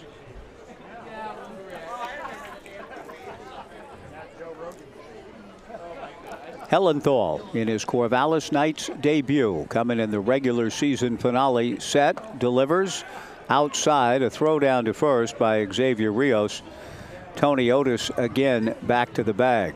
Otis has had a great summer, hitting .333, part of a club that's hit .300 as a team. 4 homers, 40 runs batted in, and 16 for 16 in stolen bases. Look, this is a good runner's count. He doesn't go. The 2-1 pitch. Big swing and a miss. The ball popping in and out of the mid of Xavier Rios. Now the count even 2-2 to Bryson Glasgow. Josh Schleichart on deck. Tony Otis out of Las Vegas. Competing now at Jessup University in Rockland, California. Draws a throw and gets back. 53 games this past spring at Jessup. Hit 7 home runs. Was at the University of the Pacific in Stockton before that. Again, he inches away from first, held on by Swigert. Hellenthal set. The 2-2 pitch fouled at the plate. The count remains 2 balls and 2 strikes. Brooks Hatch has just delivered unto me that which he received from the West Coast League scoreboard, and searches on the internet that Adley Rutschman went 2 for 4, the former Knight, tonight. Baltimore beat the Phillies 5-1. Adley back from injury and swinging pretty well here of late. That's good to see. The 2-2 pitch, a line drive, base hit to left field. Good contact. Quinn Dufort gets the ball back in. Otis stops at second. Josh Schleichart, who doubled home the tying runs in the 4th, setting the single-season home run and RBI record this summer in this amazing and record-setting year for the Portland Pickles, steps in again with 2 on and 2 out. Stephen Kwan went 1 for 4 and scored a run in a Cleveland Guardians 4-1 win over the Mets. Brooks Lee, the former Corvallis Knight, hit his 11th homer, went 2 for 4, scored 2 runs and had an RBI. Trevor Larnach didn't play. The Twins beat Detroit 9-4. St. Louis beat the LA Dodgers 5-3. Michael Conforto went 0 for 1. First pitch missing to Josh Schleichart. 1-0 the count to the right-hand hitter. A throw beyond the runner, Tony Otis, caught by Knight's second baseman Thomas Ferraggiaro behind the bag. Otis at second, Glasgow at first. 1 out, a 2-2 tie, top of the 6th inning. Schleichart grounded to short in his first at-bat. Ferraggiaro shifted over to the left side of the diamond. The 1-0 pitch to Josh Schleichart is in there for a strike. 1-1 the count.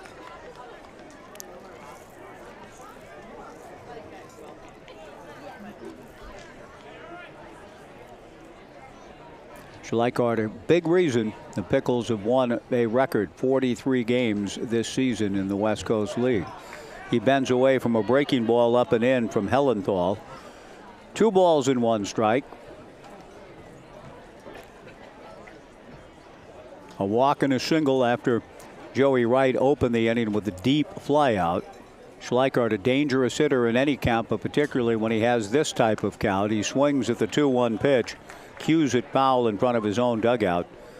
That evens matters at 2 balls and 2 strikes with 2 on and 1 out on this final day of the regular season. The Knights have insinuated themselves beautifully in this market since coming here in the summer of 2007. Postseason baseball is still a little tricky, as you know. The 2-2 pitch is outside. The runner from second started to go. Then the Knights throw to the wrong base. Rios threw to second after Bryson Glasgow ran Tony Otis off the bag at second. Had the Knights just made a play and seen the catcher, get the ball to an infielder coming up to cut, or threw it to the pitcher, or run that, he could have forced Otis's hand, but then he threw to second when the base and the issue was already settled.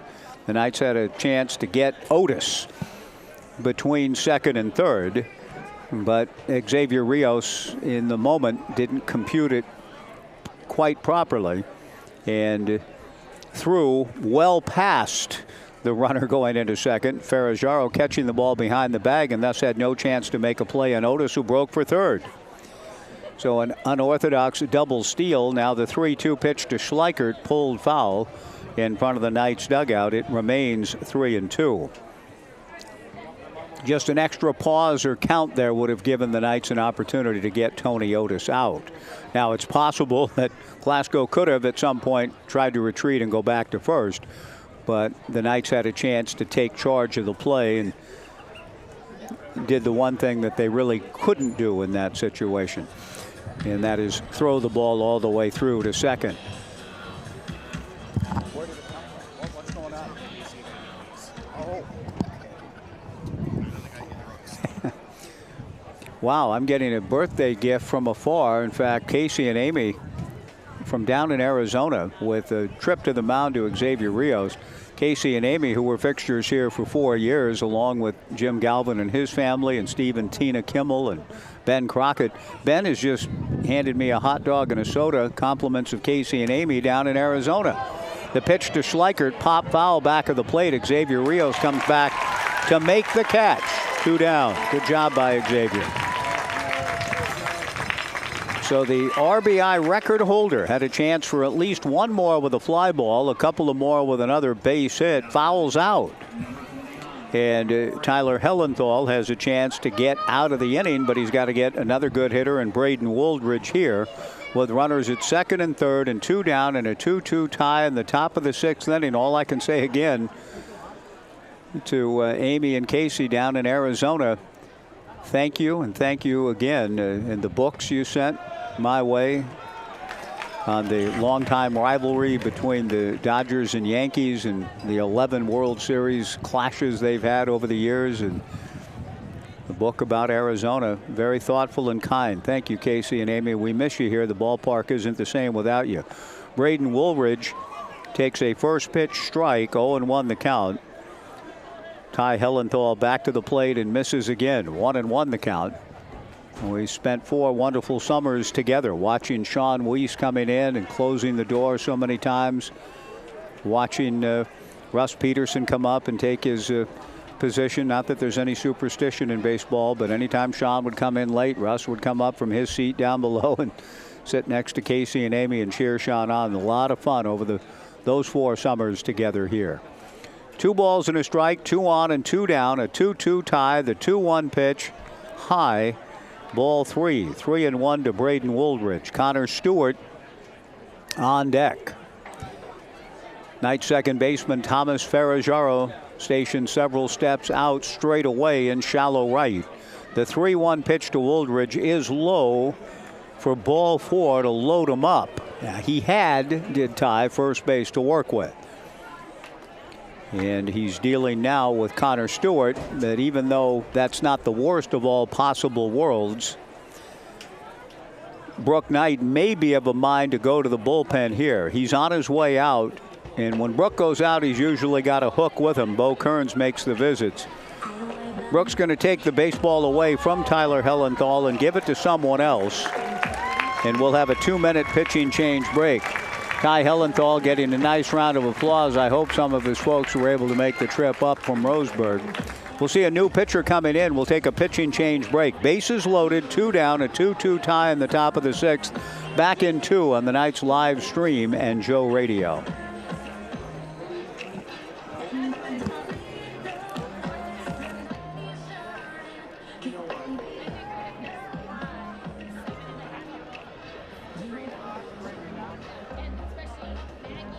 Airport, we want to say thank you.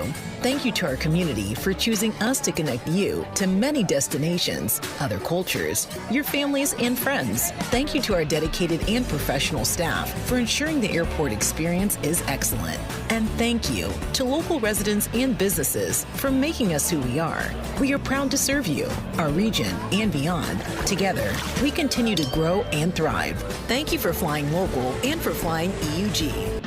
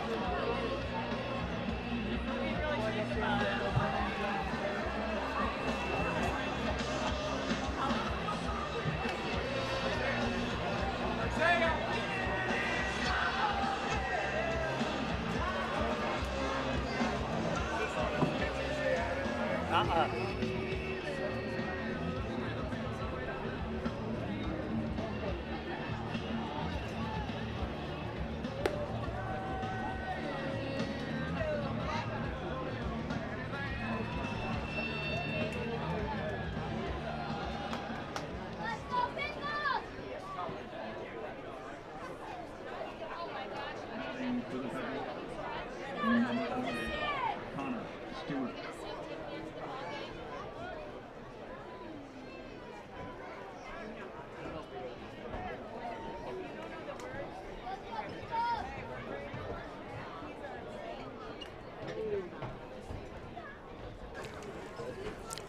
Top of the 6th inning, a 2-2 tie. Left-hander Mac Zoztoski summoned out of the Knights bullpen to try to get the final out and keep the score tied at 2. Mac works Connor Stewart a bit high and outside, ball 1. Bases loaded, 2 down in the 6th. The 1-0 pitch up and in, ball 2, 2-0. Big pitch here for Mac Zoztoski. Certainly doesn't want to go 3-0 with the bases full, making his 14th appearance, 26 innings, 17 hits, 12 walks, 23 strikeouts, a record of 1-2, an ERA of 1.03. 2-0 pitch, a full swing by Zoztoski, who grounds it foul, and the count 2-1. The Knights and Pickles, while not really playing for anything per se, the second half championship, as it were, on the line. If the winner of this ball game wins the second half. The pitch to Connor Stewart hit foul off first, and the count 2-2. It doesn't change Portland's position as the number 1 seed for playoff purposes in the record-setting 43-win season. But if the Knights win, they'll finish the second half at 22-5. Portland would finish at 22-7. The 2-2 pitch with the bases full. A looper down the right field line. It's trouble, and it lands in. A base hit. 2 runs will score. Into third base goes Braden Woldridge. A 2-run bloop single to right for Connor Stewart. And the Pickles feel like, well, we might as well win both halves this year. They lead it 4-2 on a bloop 2-run single down the right field line. 4-2 Portland. Tony Otis and Glasgow score. Brett Williams, the batter, with runners at first and third, 2 down. A good pitch made by Max Zoztoski. Nothing wrong with it. But it just found the right spot off the bat of Connor Stewart in shallow right field. 4-2 Pickles, their first lead of the night. Brett Williams, The right-handed hitter takes high, ball one, 1-0. Another evening, 2 in a row, in fact, with very little activity in Urchin Alley. I think I've called it out once or twice tonight, but there are kids out there waiting hopefully for baseballs. The 1-0 pitch on the way, very high, ball 2, 2-0 from Mack. 4-2 Portland, top of the 6th inning. Zostowski's had a good summer, as the numbers indicate.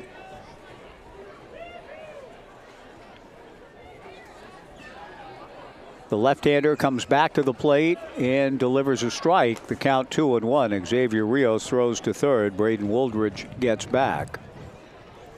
Zostowski has earned an opportunity at Eastern Illinois after a strong spring season at Chaminade on Oahu.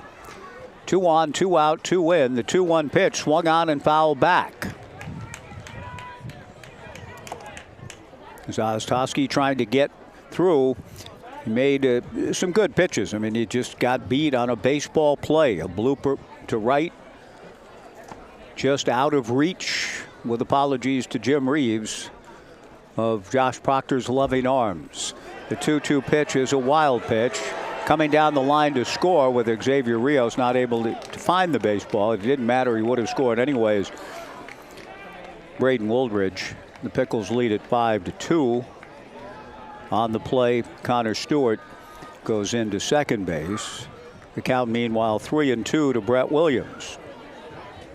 A 3-run inning for Portland. So all that's really on the line in this one is who wins the second half. Pickles won the first half. They take a 5-2 lead in the game to decide the second half champion in the South Division. The 3-2 pitch is inside for ball 4.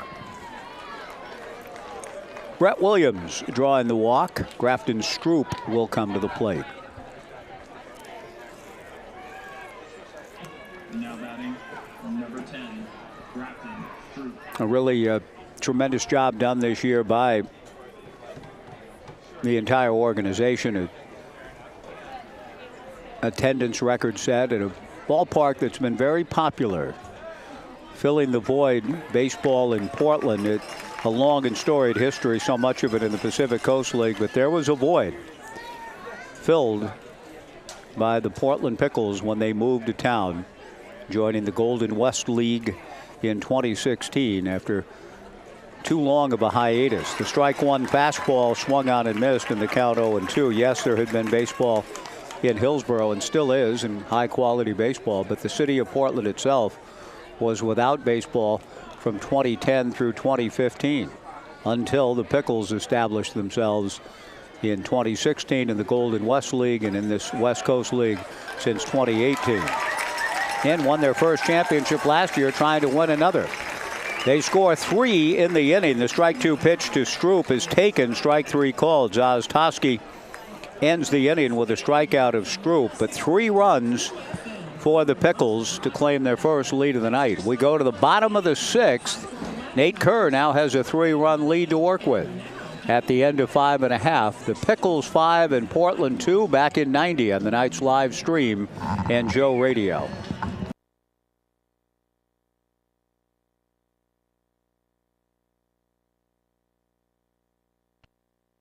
Airport, we want to say thank you. Thank you to our community for choosing us to connect you to many destinations, other cultures, your families, and friends. Thank you to our dedicated and professional staff for ensuring the airport experience is excellent. And thank you to local residents and businesses for making us who we are. We are proud to serve you, our region, and beyond. Together, we continue to grow and thrive. Thank you for flying local and for flying EUG. Doesn't have to break the bank. 80% of Oregonians received financial assistance through OregonHealthcare.gov last year, and you might qualify too. At OregonHealthcare.gov, you can explore quality health plans from trusted insurers and find one that fits your budget and your needs. Our plans are built with you in mind, so you can compare prices and benefits, no sales tactics included. We're here to get you covered, Oregon.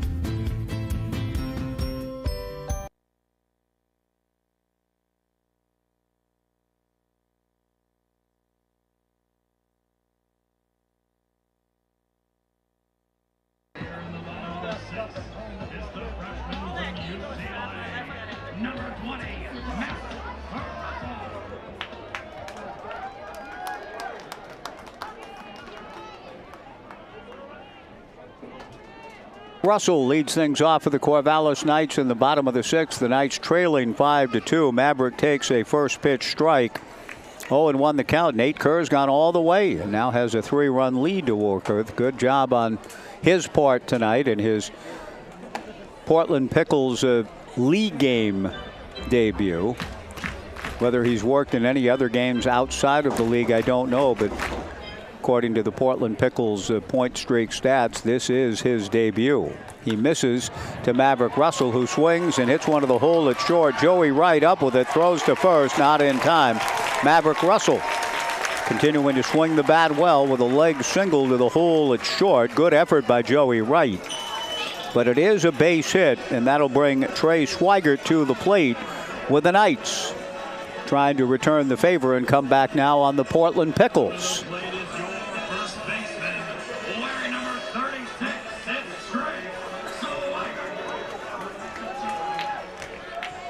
Trey Swigert has flied to center and walked. Maverick Russell, the leadoff single, held on by Josh Schleichert.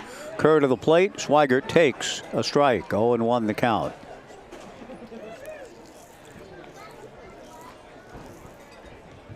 The Knights at Bend beginning Friday. The Pickles at Marion beginning Friday. Best of 3 series. The winners will meet Tuesday. The strike 1 pitch to settle the South Division. And then the winners of the South and North Divisions will play 1 game for the title on Thursday, 1 week from tomorrow. Swigert taking the strike 1 pitch outside. 1-1 the count.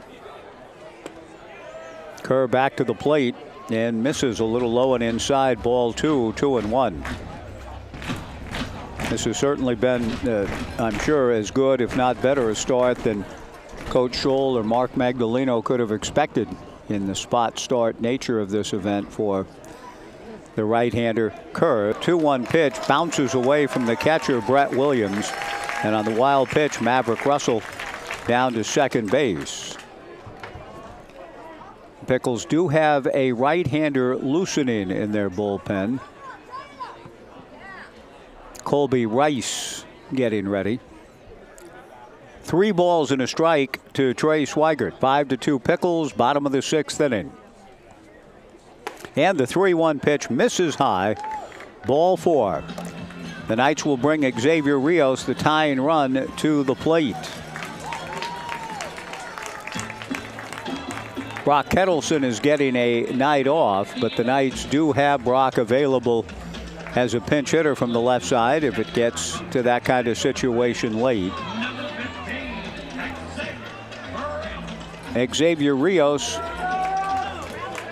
comes to the plate for the Knights with Colby Rice continuing to throw in the Portland bullpen. 2 on, nobody out for Rios, who's flied to left and grounded into a double play. Xavier takes a first pitch strike.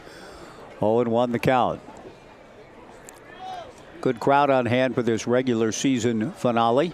Expecting a good gathering 2 nights hence in Bend at Ben Skenna for game 1 of the divisional series. The strike 1 pitch, breaking ball from Kerr, taken down and away. 1-1 the count to Xavier Rios. Josh Proctor, the on-deck hitter. The Pickles scoring 3 to untie it in the top of the 6th inning. Now the Knights trying to come right back. It's been the nature of this back and forth competitive battle the last several seasons between these 2 outstanding clubs. The pitch on the way, swung on and missed by Xavier, and the count 1-2. Maverick Russell at second. Trey Swigert at first. Nobody out. Nate Kerr comes set. The 1-2 pitch, Rios hooks one down the left field line, foul. A momentary upsurge of enthusiasm here in the ballpark, thinking the ball might stay fair, but Xavier got out in front of it. A little too much. The count remains 1-2.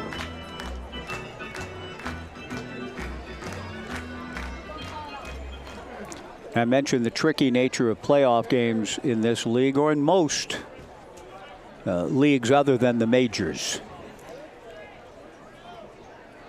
Fans do not have the ability to make plans for these games. They're not on the pocket schedule, the refrigerator magnet schedule, and just sort of not in, oh, look, when the Knights play. Let's get to that last game. When's their last game? Well, Wednesday, August 6th. Okay, let's go. And I can see a lot of folks who come tonight that I don't see often sitting around here in the broadcast area I'm in. But the playoff games, you really kind of get the heart and soul of the core. The fans that really have followed and know, and they know Saturday night this is the place to be. Rio swings at a 1-2 pitch and chops it foul outside of third. The count remains 1 ball and 2 strikes to Xavier. First, the end of this game, a day off tomorrow. Boy, a much needed one. Everybody was talking about that before the game. We'll enjoy the day off tomorrow. The Knights will leave sometime late Friday morning for the 3-hour drive over to Bend, a game at Vince Gena against the Elks, then be back here Saturday night. They will come back after the game. Rios punches one into the air, base hit into left center field. Maverick Russell is being waved around. The throw comes back into second base. Maverick scores without a play. A base hit for Xavier Rios. Now 5-3 Pickles in the bottom of the 6th. 2 on and nobody out for Josh Proctor.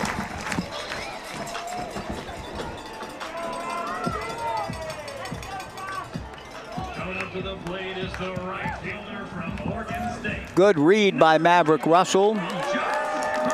Brooke Knight waving Maverick around. Tony Otis threw the ball back into second base, not even attempting to make a play on Maverick coming plateward. Josh Proctor, the hitter. Josh, an RBI single in the second, grounded to short in the fourth. Josh, big slugger, and doubtful that he would be bunting. In some situations, we'd see it. Now a ground ball to the hole at short. A diving stop by Wright, but he's only able to knock it down. No play anywhere. The bases are loaded on the infield single for Josh Proctor. Still nobody out. The Knights trailing 5-3, but have a great opportunity here to get even, if not take the lead, before this inning is over. Mark Magdaleno, the manager for the Pickles since their inception, has asked for time and is on his way out to the mound and will make a pitching change here, it would appear. Colby Rice has been throwing in the bullpen back of Nate Kerr. Nate has done an outstanding job, but he will give way now to a new pitcher, Colby Rice. The Knights have loaded the bases. Nobody out. They pull within 2 runs at 5-3. We'll see Quinn Dufort face the newcomer after a 2-minute pitching change break. 5-3 Pickles, back in 2 on the Knights live stream and Joe Radio.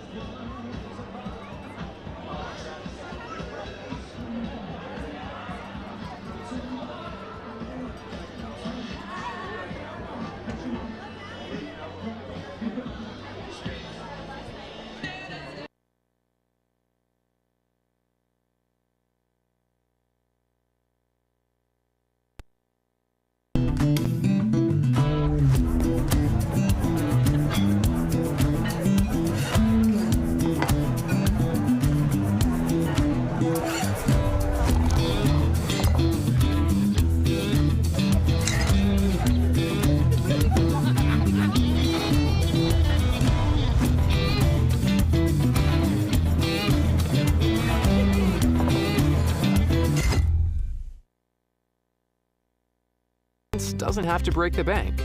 80% of Oregonians received financial assistance through OregonHealthcare.gov last year, and you might qualify too. At OregonHealthcare.gov, you can explore quality health plans from trusted insurers and find one that fits your budget and your needs. Our plans are built with you in mind, so you can compare prices and benefits, no sales tactics included. We're here to get you covered, Oregon.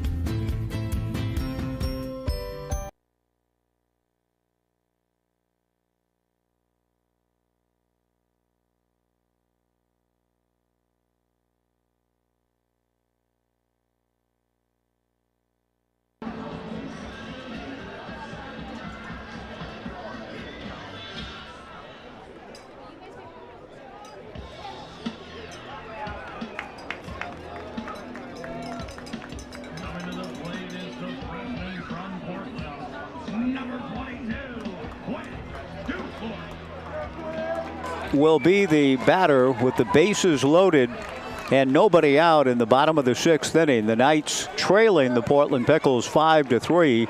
Colby Rice summoned into a tough situation. The right-hander comes set, delivers, fastball inside to Quinn. Ball 1, namely bases loaded, nobody out for Colby Rice in the bottom of the 6th. 3 runs in the top of the inning for the Pickles. Now the Knights are going to add at least one more here. A fly ball down the left field line. It'll drop in for a fair ball. Base hit. Trey Swigert scores. Xavier Rio scores to tie. Josh Proctor into third on a 2-run double. It's a 5-5 tie in the bottom of the 6th.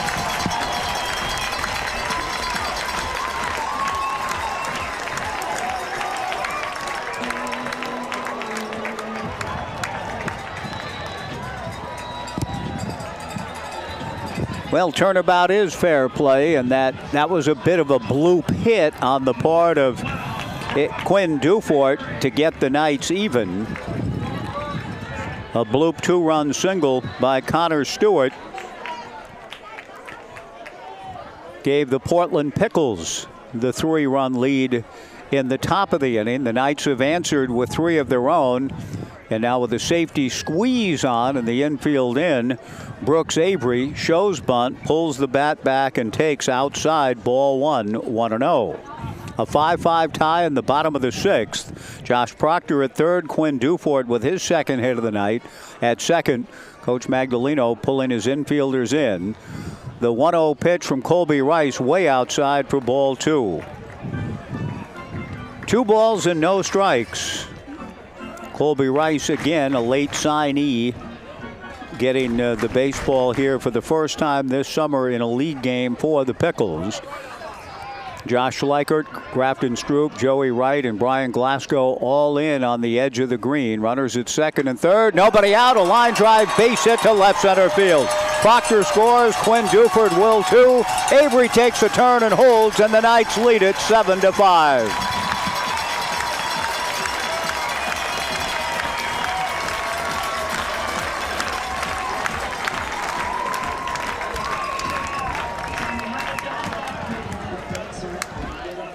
Well, the Knights have indeed come back in a big way. Led early 2-0, trailed 5-2 going to the bottom of the 6th, and have come alive to take the lead back at 7-5. Still nobody out. Blake Wilson, the batter. Brooks Avery, a speedster at first, draws a throw from the pitcher Colby Rice and gets back. Avery with his 3rd hit of the night. He's 28 for 29 in stolen bases. The pitch on the way, breaking ball missing inside to Blake Wilson. 1-0 the count. Blake did not show bunt. The Knights with the lead now, and it appears as though Brook wants to stay on the attack.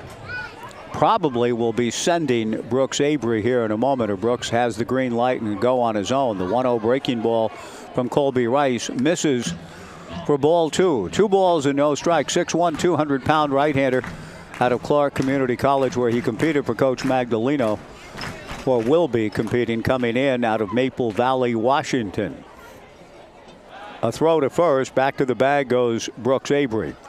7-5 Knights. A 5-run 6th inning. And still in the works. Nobody out. Colby from the stretch and comes to the plate. Blake Wilson takes down and in. Ball 3, 3-0. Cole Katayama Stahl, the on-deck hitter. 3-0 to Blake Wilson. The Knights with 5 hits in the inning and a walk to take the lead. The 3-0 pitch misses outside to Blake Wilson for ball 4. Cole Katayama Stahl strides to the plate with 2 on and nobody out in the bottom of the 6th. A 7-5 Knights lead.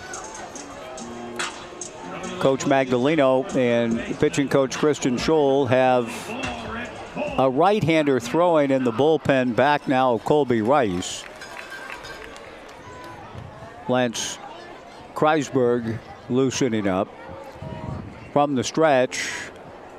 The pitch on the way to Katayama Stahl with the bunt back on now. 2 on and nobody out. Cole bunts it foul and the count, no balls and 1 strike. That's a bit of an interesting choice. Up 7-5 with a left-hand hitter up. But Coach Knight, looking at an opportunity, wants to stay out of a double play ball perhaps and add to that lead. At least Cole was bunting on the first pitch. We'll see about now.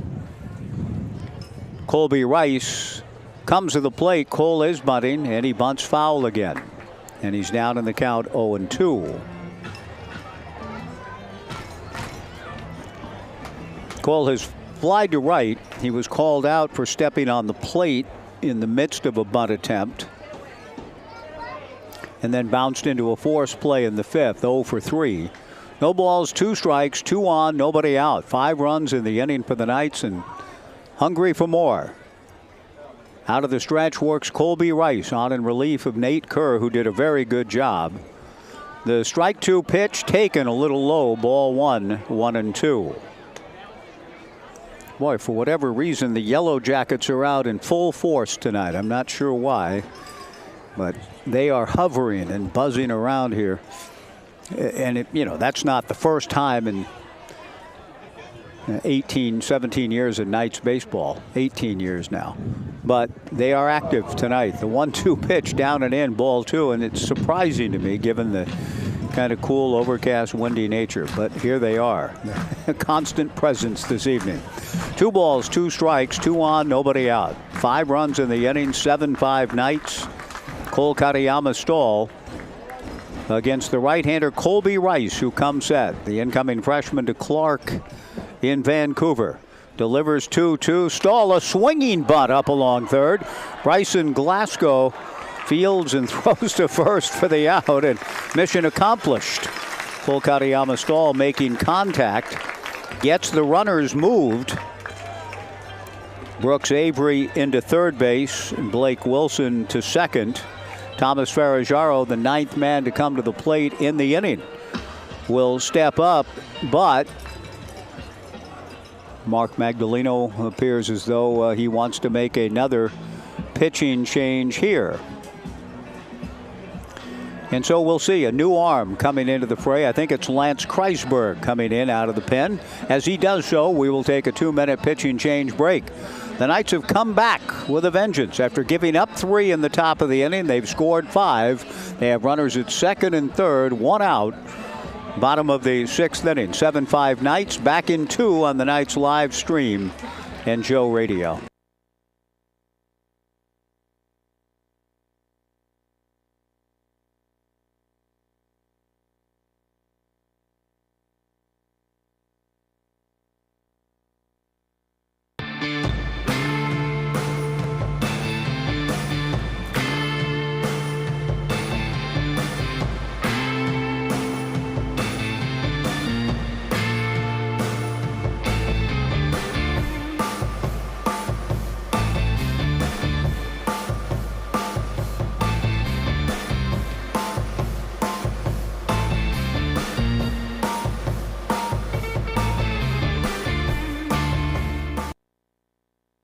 At Eugene Airport, we want to say thank you.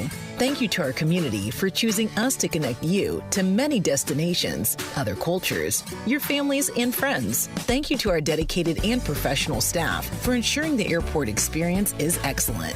And thank you to local residents and businesses for making us who we are. We are proud to serve you, our region, and beyond. Together, we continue to grow and thrive. Thank you for flying local and for flying EUG.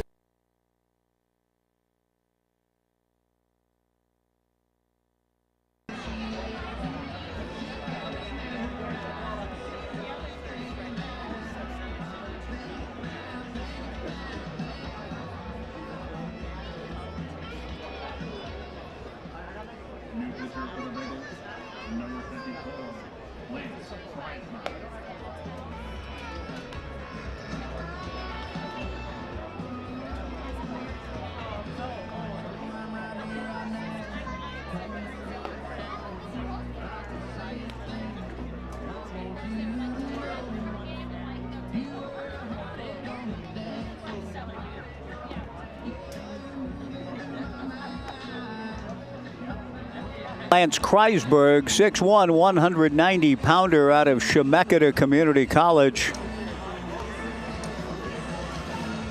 comes into the ball game for the Portland Pickles, who took a 5-2 lead into the inning.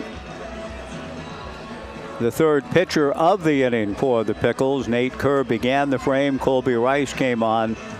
Now Lance Kreisberg in, with the Knights leading 7-5, and have runners at second and third and one out. Kreisberg played last night as a position player. It was his first game. He went 0 for 4 against the Corvallis Knights. And I'm just consulting as thoroughly as I can the pitching statistics in this 2025 summer. He made his debut last night as a position player and is making his debut as a pitcher here tonight.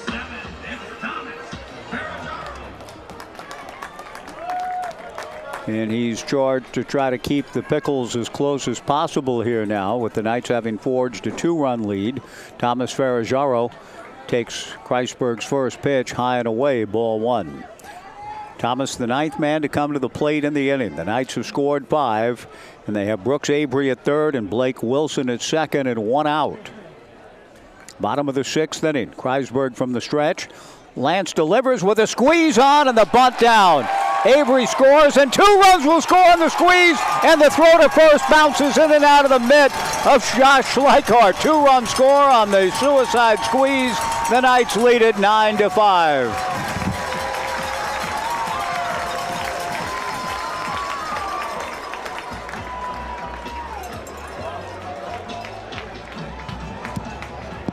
Two more runs batted in for Thomas Ferraggiaro. Maverick Russell, the batter, an error will be charged probably to Schleichart. He dropped the throw on one hop. It could be charged to Kreisberg, but the runner coming in from third base, rounding third, Brooks Avery scoring, and then Blake Wilson right behind him, was going to score even if the play had been completed at first. So that should be good for a 2-run squeeze play RBI for Ferraggiaro.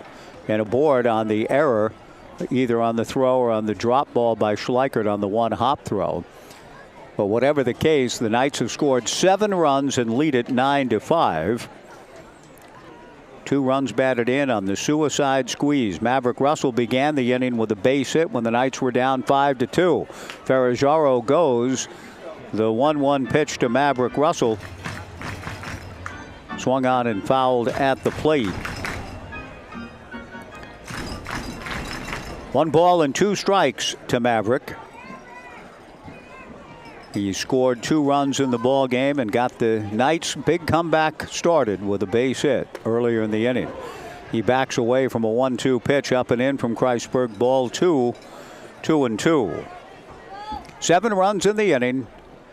9-5 Knights. Trey Swigert on deck. The Knights trying to end the regular season on a good note. Generate some momentum for their 3-hour bus trip across the pass and over to Vince Guinness Stadium in Bend for Game 1 of the best of 3 divisional series beginning Friday night at 6:35. We'll have it for you right here on Joe Radio. The 2-2 pitch, slap foul towards the TNT Builders party deck down the left field line. The count remains 2-2 to Maverick. And remember, Game 2 Saturday, right back here, Goss Stadium at Coleman Field, with a third game if necessary also here. That would take place on Sunday. 9-5 Knights, bottom of the 6th, 2 balls and 2 strikes to Maverick Russell. Up for the second time in the inning, a throw to first, and Thomas Ferraggiaro back. One of the more exciting plays in the game, a suicide squeeze, and in this case with both runners running all out. Ferraggiaro got the bunt down and 2 runs scored. Avery from third, Wilson from second. Maverick Russell chops one foul under the barehand attempt to first base coach Spencer Scott.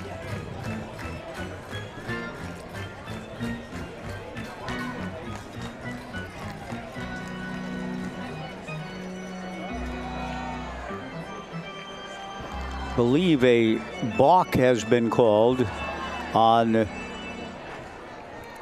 the pitcher Nate Kerr, sending Thomas Ferraggiaro to second base.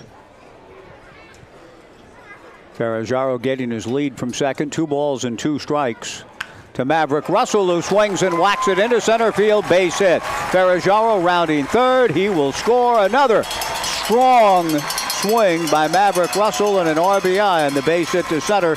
The Knights lead it 10-5.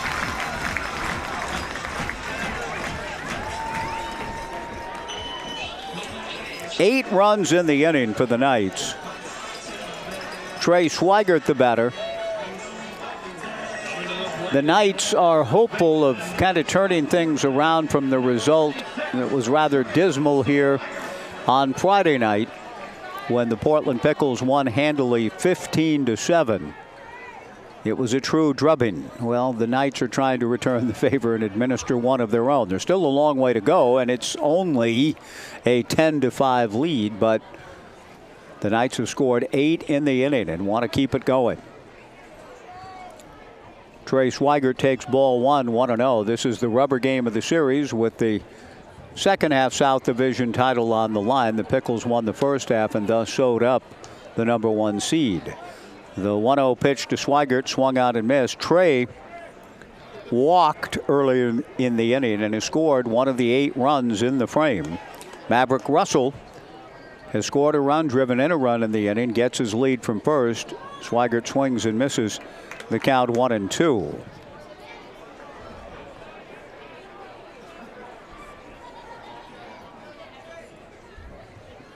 Trey out of the box for a moment. The strapping left-handed hitter climbs back in. The right-hander comes out of the stretch, turns and throws to first. Does Lance Kreisberg. The count remains 1 ball and 2 strikes. One of the biggest innings of the year for the Knights. They've scored 8 times here in the 6th to take a 10-5 lead. Out of the stretch works Kreisberg. And now he steps off the rubber with Maverick Russell, who stole a base, just his 5th of the year, back in the 2nd inning, being held on by Josh Schleichert at first. Kreisberg from the stretch delivers low and inside, ball 2. 2 balls and 2 strikes.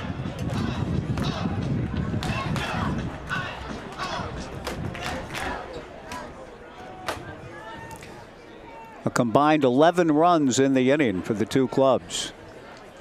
10-5 Knights, bottom of the 6th. Maverick Russell a conservative lead. He bluffs, and a balk has been called, the second one of the inning, against Lance Kreisberg, and Maverick Russell goes to second base. Now Ferraggiaro getting to second made him available to score on the base hit to center field. Trey Swigert hopes that he will have the opportunity to pick up a run batted in as a result of another balk being called on Kreisberg. 2 in the inning. 2-2 to Trey Swigert. Maverick Russell at second with 1 out. And now a pitch clock violation on Lance Kreisberg, running the count full to 3-2.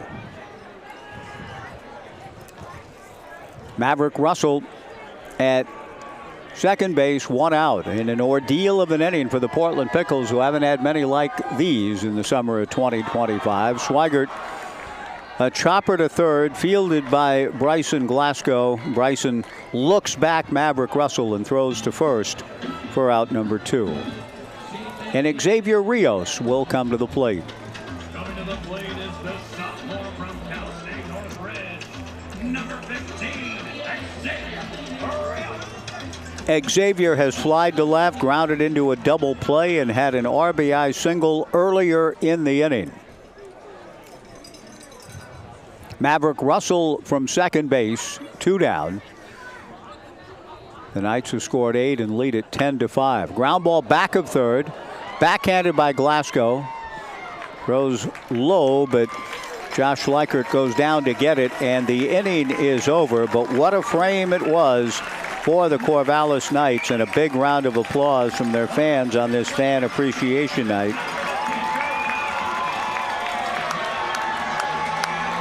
The Knights get 8 runs on 5 hits in the inning. And we go to the 7th.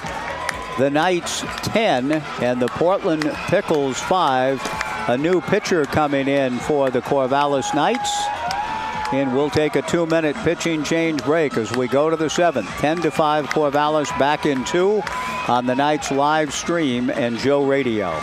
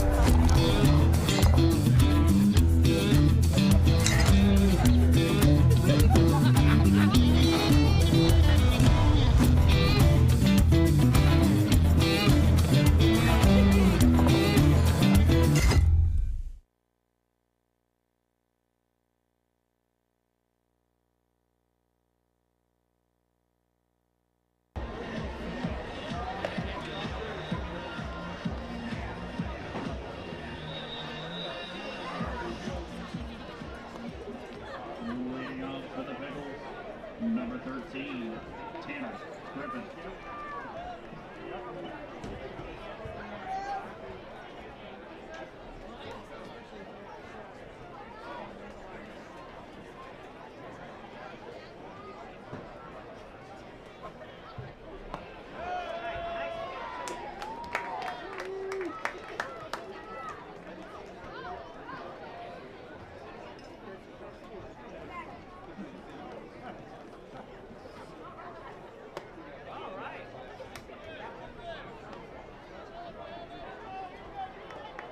From Brian Jackson country and George Fox, Pat Casey, Scott Ruick country, Tom Hewitt country, comes Andrew Miller with the Knights leading 10-5. First pitch that Tanner Griffith gets, he hits a fly ball over the head of Quinn Dufort, who lost the ball completely, and instead of catching what appeared to be a routine fly ball, Quinn lost it. The ball carries over his head, and it's a leadoff triple for Tanner Griffith. And that's a heck of a note on which to begin the inning. Dufort never did find the ball coming off the bat of Tanner Griffith. Tanner, a leadoff triple, and Joey Wright, the batter. The first pitch from Andrew Miller.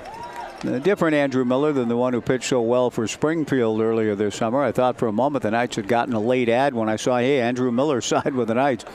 It's Andrew Miller out of Napa, and George Fox comes back with a strike one pitch and misses a bit up and in. We're in the 7th through 6. 10 runs, 11 hits, an error for the Knights. 5 runs, 8 hits, an error for the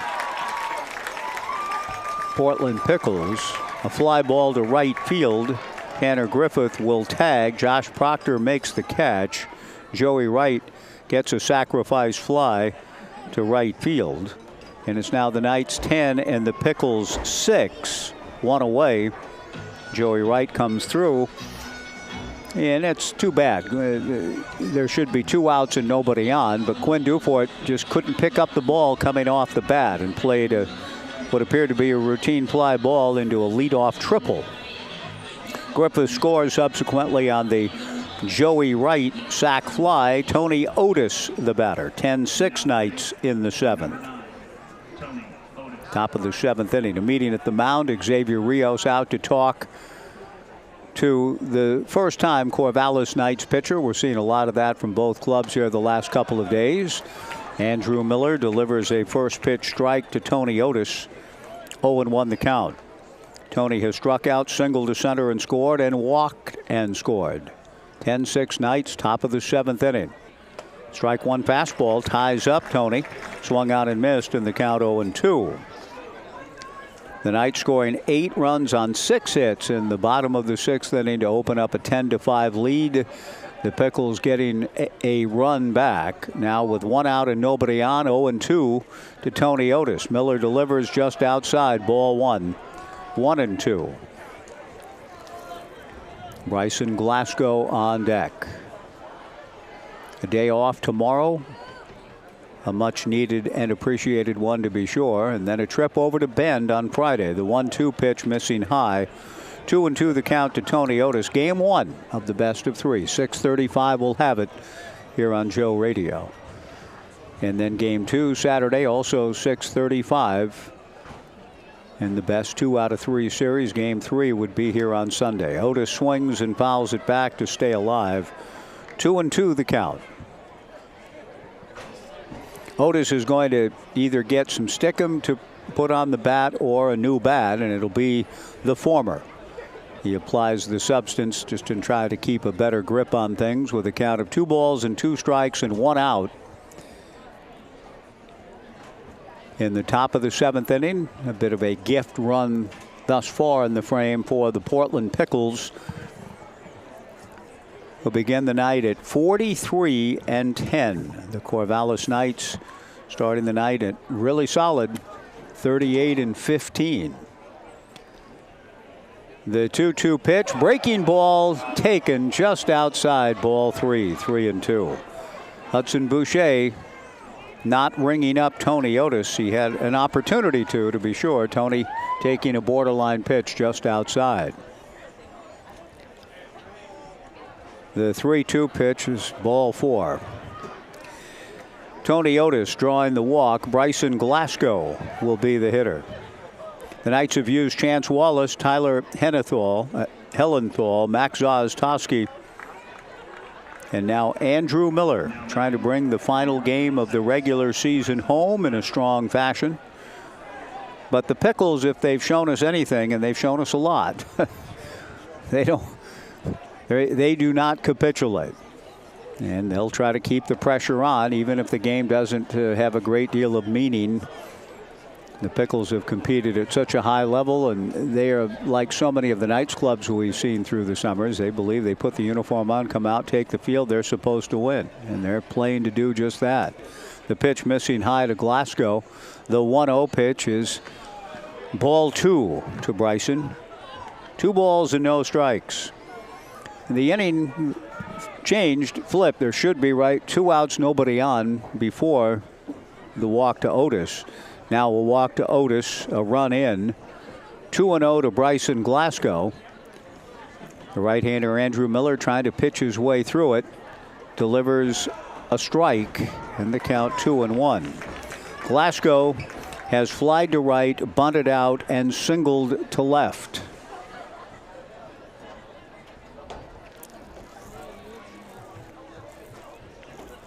Out of the stretch comes Andrew Miller. The 2-1 pitch taken a little bit high and inside, ball 3. Little barking going on from the Knights dugout, and the home plate umpire Hudson Boucher, I think, does 2 things. He said the pitch was inside, and that's enough. the one hand signal accounted for both. The 3-1 pitch swung on and fouled towards the forbidden zone. Very little action in Urchin Alley tonight again, but a couple of baseballs have found their way into the construction zone, but maybe that one came back. It must have come back because about 6 or 7 kids have just left. They've leapt out of their metal bleacher seats here to my right, and they're running into the alley, thinking the ball must not have bounced away from the forbidden zone.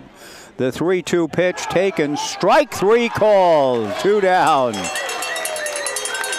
Well, maybe the little barking going on out of the Knights dugout paid off, because that pitch was borderline, and this time the Knights get the call. Glasgow looks at a called third.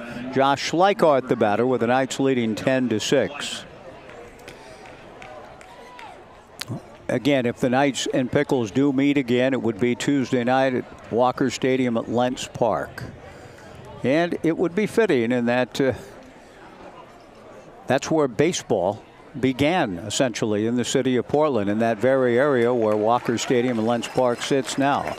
The first club baseball team in the city of Portland's history in the Lentz Park neighborhood in 1866. And the Pickles and Knights might be playing there come Tuesday. Strike 1 pitch. Hit foul over my head.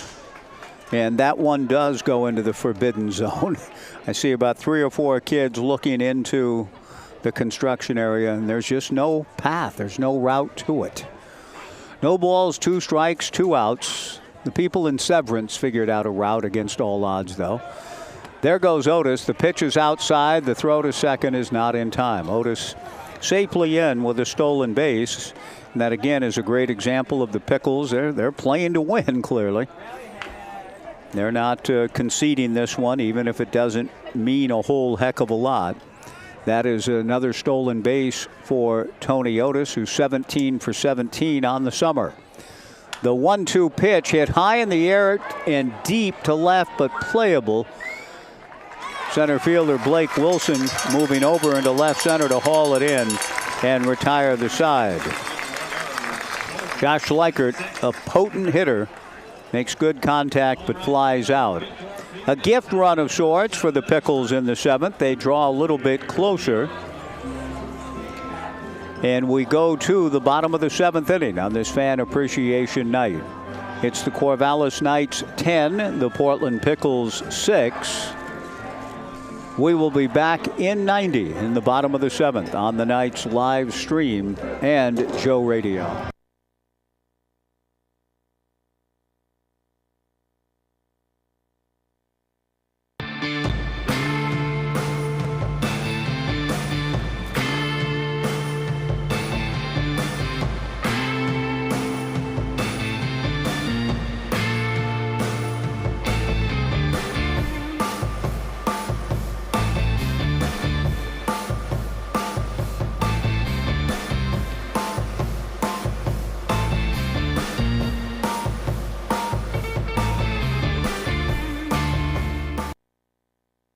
Health insurance doesn't have to break the bank. 80% of Oregonians received financial assistance through OregonHealthcare.gov last year, and you might qualify too. At OregonHealthcare.gov, you can explore quality health plans from trusted insurers and find one that fits your budget and your needs. Our plans are built with you in mind, so you can compare prices and benefits, no sales tactics included. We're here to get you covered, Oregon.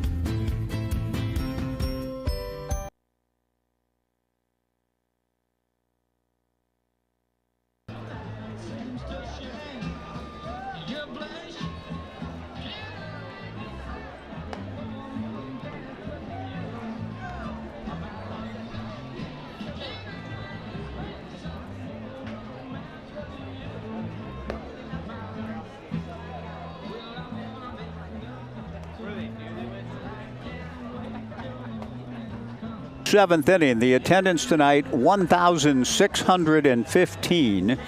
1,615 in the ballpark. No particular mnemonic device works for me there. 1615. Probably a lot of interesting stuff going on that year, but I can't think of a particular date.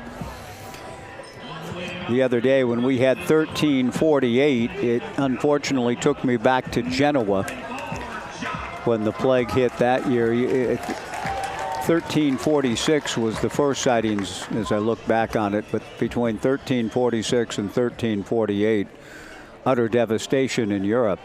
1615, Doubtless there was a war going on somewhere, right? 30 years war began 3 years later. Anyway, I can't think of anything specifically 16-15, but I can see the fact that Josh Proctor's at the plate and swings at a 1-0 pitch and fouls it back. 1 ball and 1 strike to Josh. Leading things off against Lance Kreisberg in the bottom of the 7th. The Knights leading 10-6. Proctor 2 for 3. Part of the Knights' big 8-run uprising in the bottom of the 6th. Josh swings and misses here, and the count goes to 1-2. Sidney Pointer, who is not in the ballpark tonight, the creator of MLBeavs.com, and does such a great job following all former Beaver players as they make their climb, make their marks in professional baseball. Josh Proctor rolls 1 foul, the count 1-2. Sidney is going to see the Seattle Mariners play tomorrow night in Seattle. Maybe Friday night. I can't quite remember what she said. Sidney, Friday night's game, you're hoping Drew Rasmussen pitches for the Rays against the Mariners. I think that's the upshot of that. Isn't why she's going, but it could be serendipitous that they go to a Mariners game and get to see former Beaver Drew Rasmussen and a West Coast League alumnus. Proctor fouling another one back. 1 ball and 2 strikes. The pitch is popped up on the right side. Second baseman Grafton Stroop is there to make the catch. I'll get to the report here in a moment.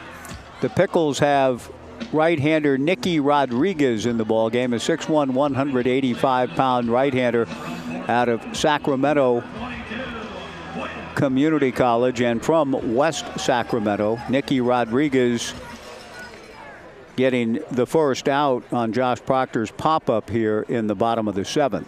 Nicky kicks and comes to the plate. Quinn Dufort takes high and away, ball 1, 1-0.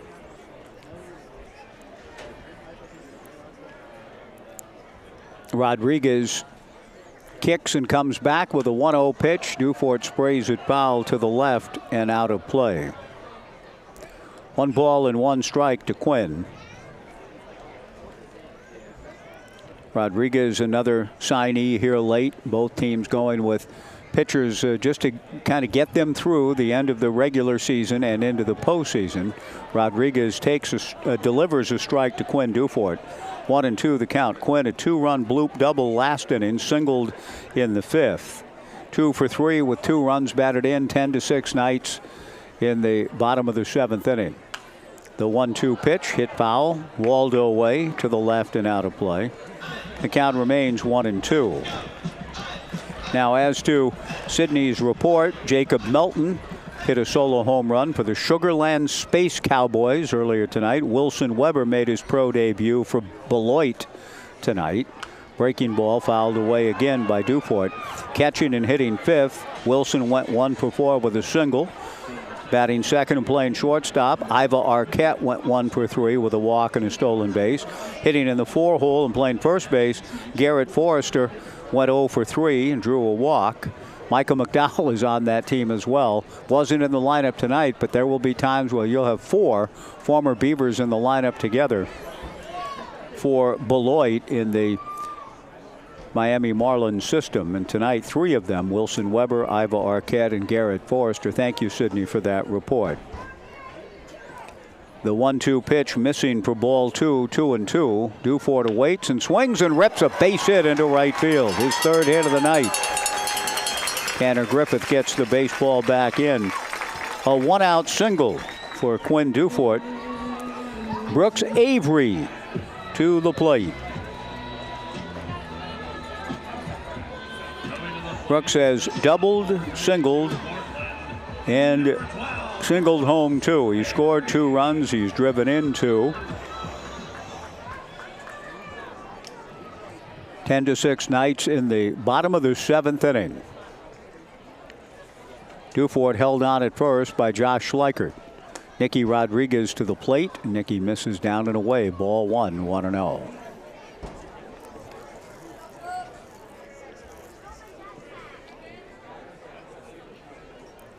Nicky Rodriguez, the fourth pitcher of the night for the Pickles. The 1-0 fastball in there for a strike from Nicky, and that evens the count at 1-1.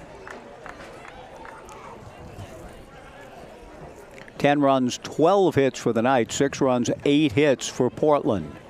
The top two teams in the league squaring off in the final game of the regular season. Fastball swung out and missed. The count 1-2 to Brooks Avery. And again, there is a chance they could connect next Tuesday. If they do, it'll be in Portland to settle the South Division. Both teams with work to do before getting there. The Pickles traveling to Chemeketa Community College Friday. The Knights to Bend on Friday. The 1-2 pitch swung out and missed. Strike three. Ben Crockett tells me that he will try to keep us surprised while I'm calling the ball game over in Bend from the press box at Vince Guinness Stadium Friday night. Ben will attend the game at Chemeketa, provide a scouting report on the Marion Berries and the Portland Pickles, and the Knights hope that they will play one of the two. If it's Marion, it'll be here next Tuesday.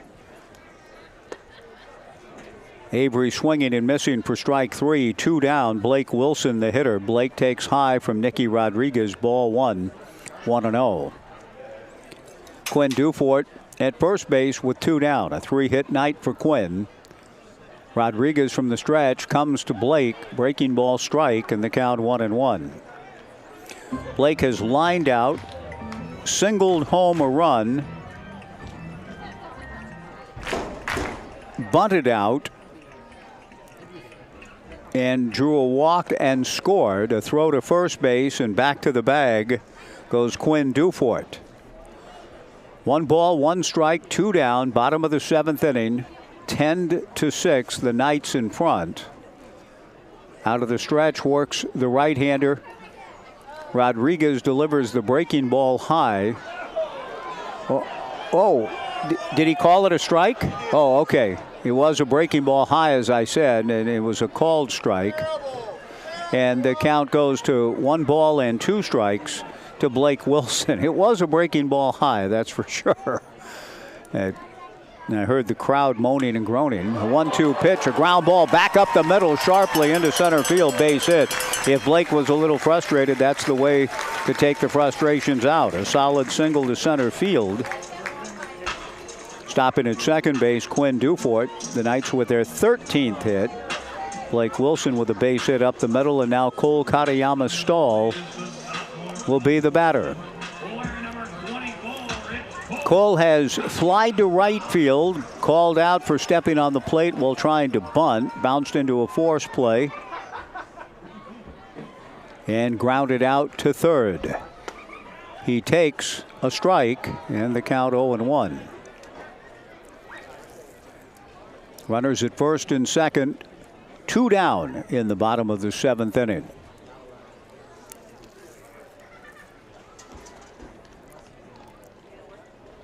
The strike 1 pitch from Nicky Rodriguez is low and inside. 1-1 the count.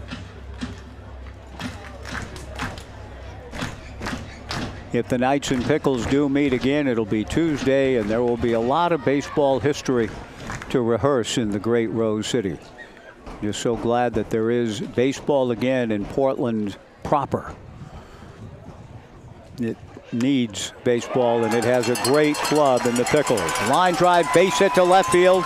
Rounding third, on his way to the plate is Dufort. A head-first slide, and he scores on the base hit by Katayama Stahl. The Knights lead at 11-6.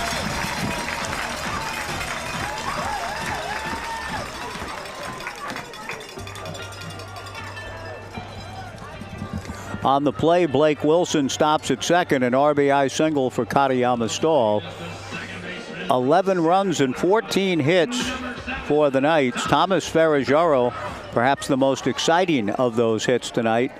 A 2-run suicide squeeze bunt last inning. He swings and gets a line drive, base hit to center field here. Blake Wilson will score. Another RBI for Ferragero. The Knights lead it 12-6.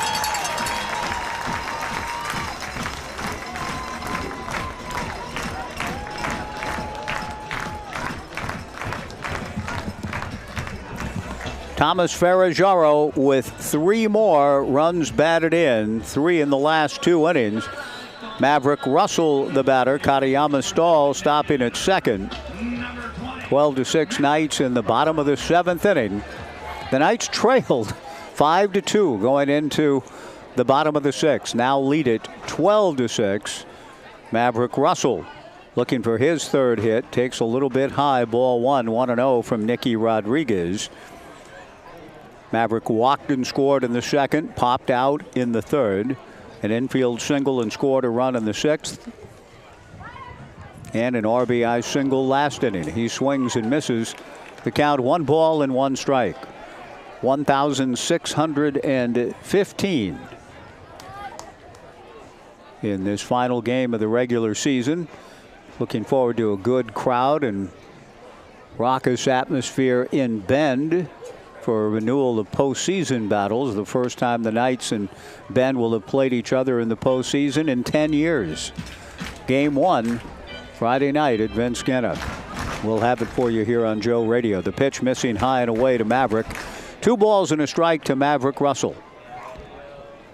Runners at first and second, 2 down. Maverick takes a breaking ball from Nicky in there for a strike, and that evens the count at 2-2. Trey Swigert on deck. Trey will get the baseball on the mound, being honored as the Knights starting pitcher in Game 1 of the playoffs Friday night in Bend.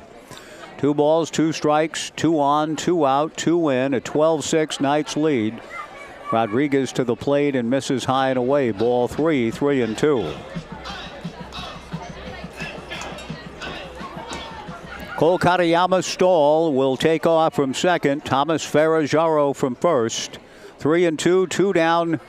The payoff pitch with the runners going. Lifted foul. Back of the plate and out of play. The crowd comes to life as the ball skips up the stairwell and into the lower grandstand below the McGrath family press box. The fans watched that one all the way. I give them credit. They were all poised to try to make a play, and one gentleman will be leaving with the souvenir.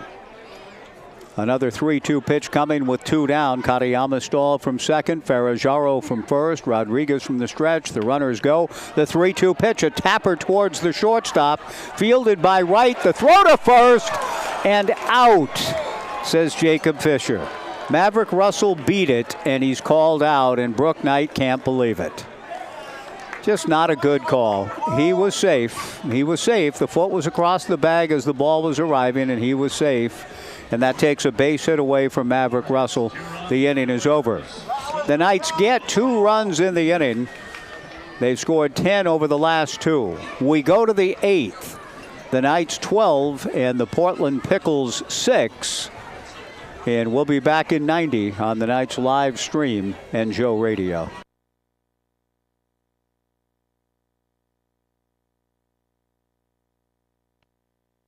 Airport, we want to say thank you.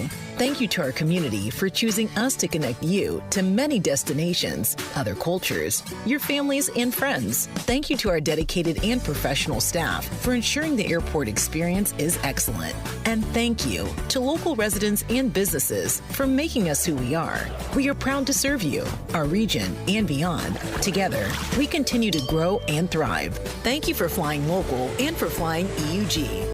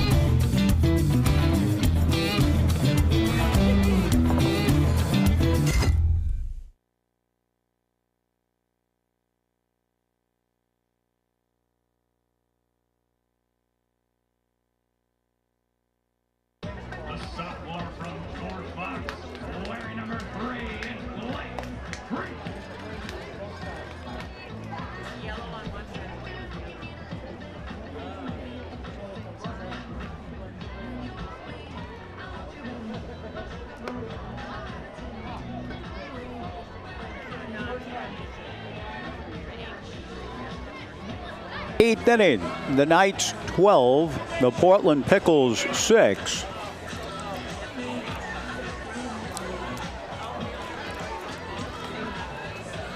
Blake Freese gets the baseball. Another late Corvallis Knights signee to help get the Knights through the end of the regular season, to rest their arms for the postseason run, which begins Friday.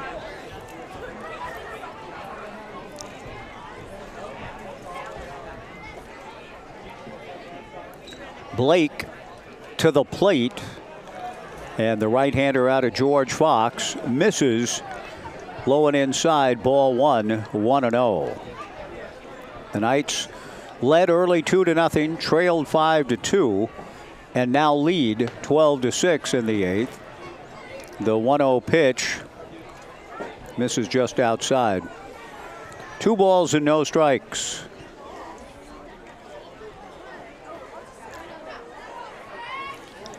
Blake works out of the stretch with nobody on. The 2-0 pitch a little bit high for ball 3. 3-0 to Braden Wooldridge, leading matters off in the top of the 8th inning for the Portland Pickles. Blake, 5'10", right-hander out of Ridgecrest, California, delivers a 3-0 pitch for a strike. And competing at George Fox.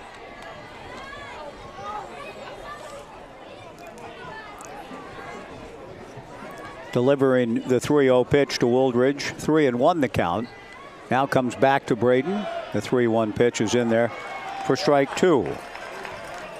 3-2 for Blake Freese.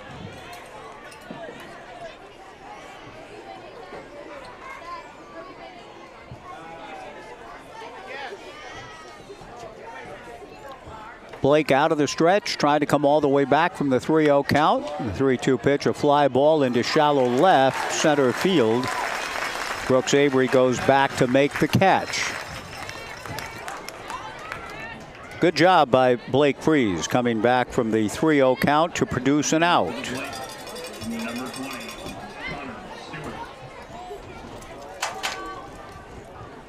Connor Stewart will be the hitter.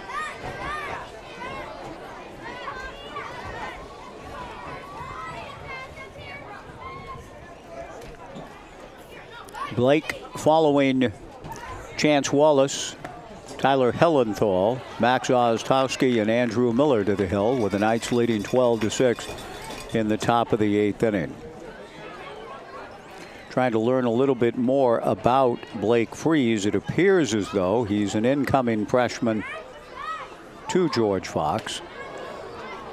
The strike 1 pitch missing to even the count at 1-1 to Connor Stewart. Connor has struck out, grounded into a double play, and had an RBI single.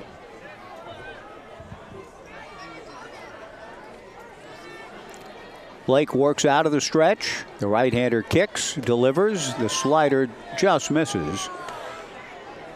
2 balls and 1 strike.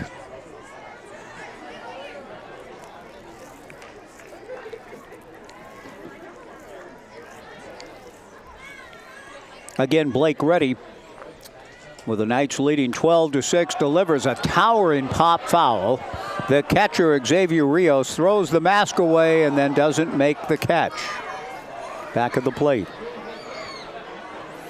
That evens the count at 2 balls and 2 strikes. That thing was way, way up there for a long time, and Xavier appeared to be in good shape to make the play. Now the count 2-2 to Connor Stewart, with 1 out and nobody on. Brett Williams on deck.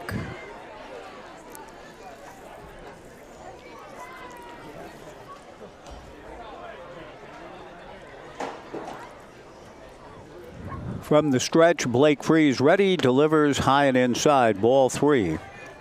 3-2 the count.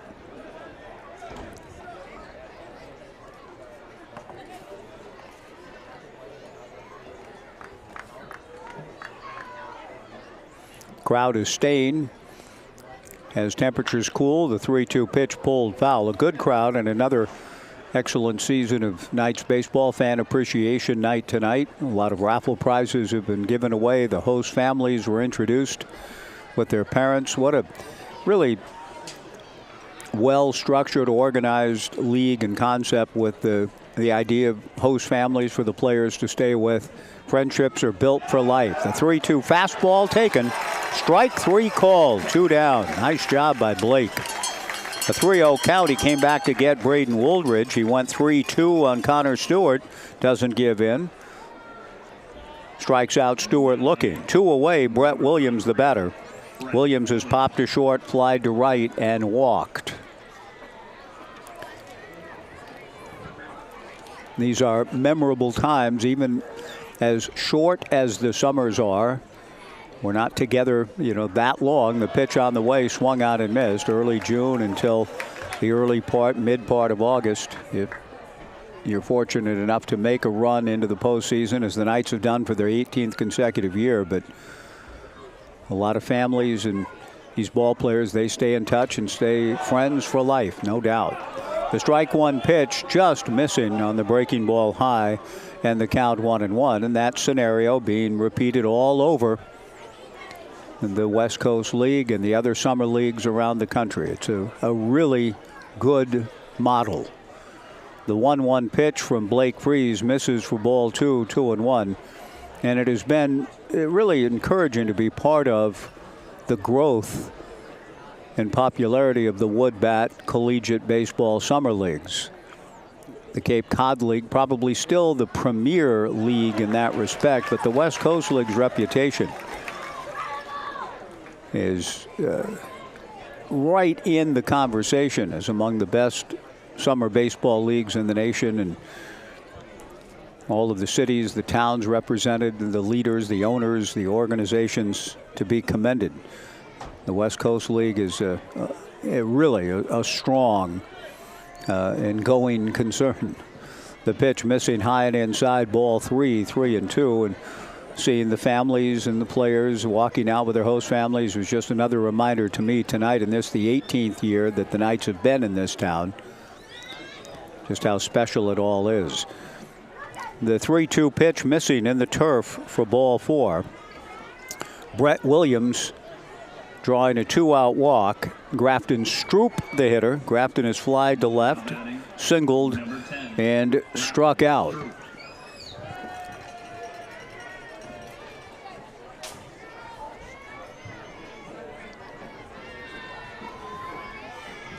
Blake Freese from the stretch. The pitch to Stroop inside, ball 1, 1-0.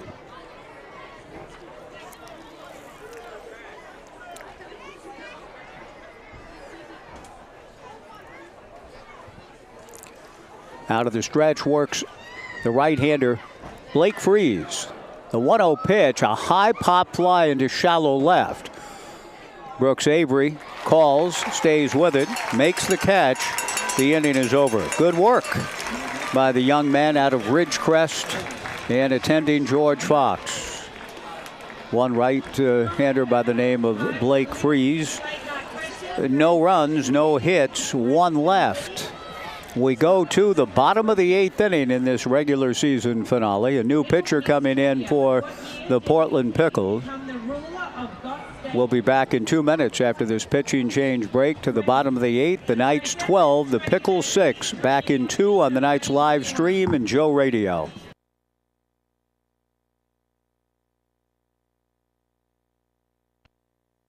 Airport, we want to say thank you. Thank you to our community for choosing us to connect you to many destinations, other cultures, your families, and friends. Thank you to our dedicated and professional staff for ensuring the airport experience is excellent. And thank you to local residents and businesses for making us who we are. We are proud to serve you, our region, and beyond. Together, we continue to grow and thrive. Thank you for flying local and for flying EUG. Doesn't have to break the bank. 80% of Oregonians received financial assistance through OregonHealthcare.gov last year, and you might qualify too. At OregonHealthcare.gov, you can explore quality health plans from trusted insurers and find one that fits your budget and your needs. Our plans are built with you in mind, so you can compare prices and benefits, no sales tactics included. We're here to get you covered, Oregon.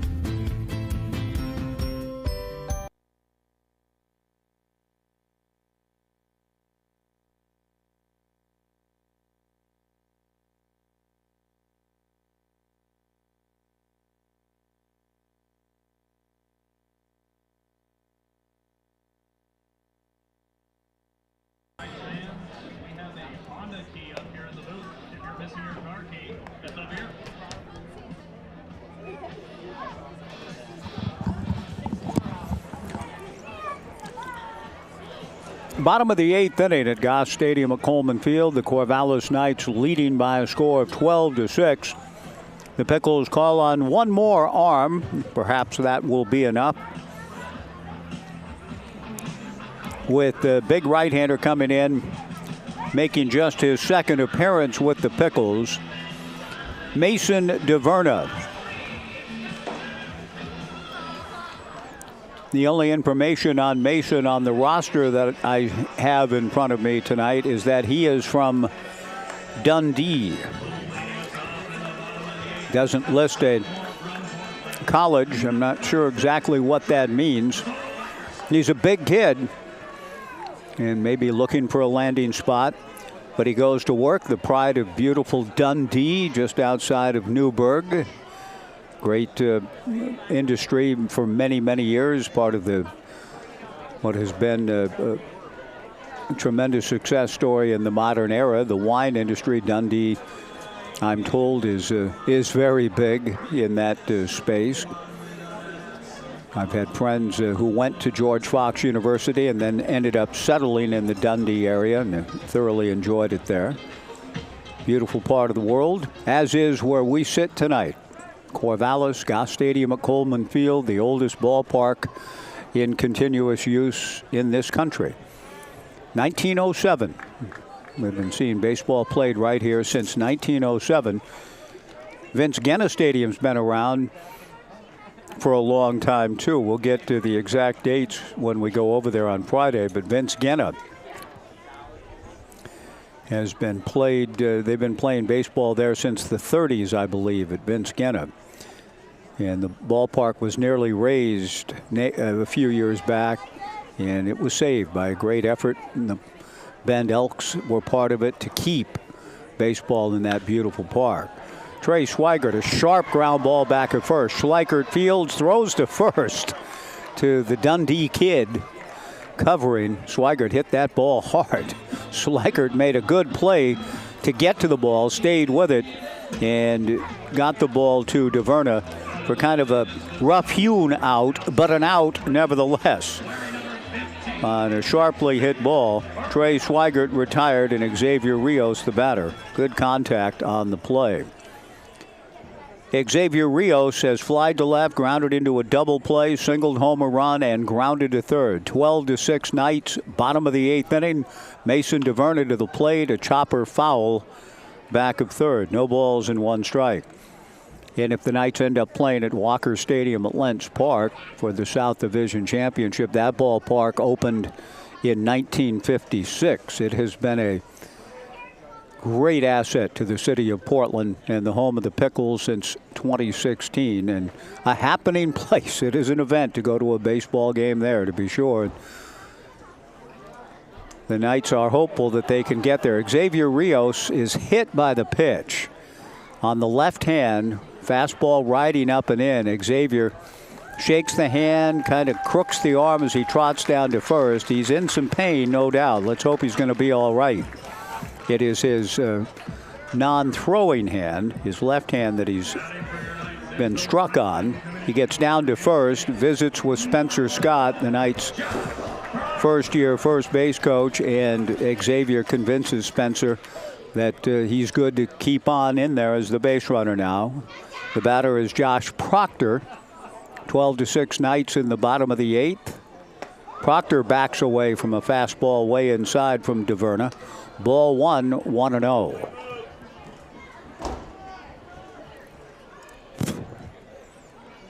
Xavier Rios hit by the pitch, held on by Josh Schleichert. Bottom of the 8th. From the stretch, the right-hander ready.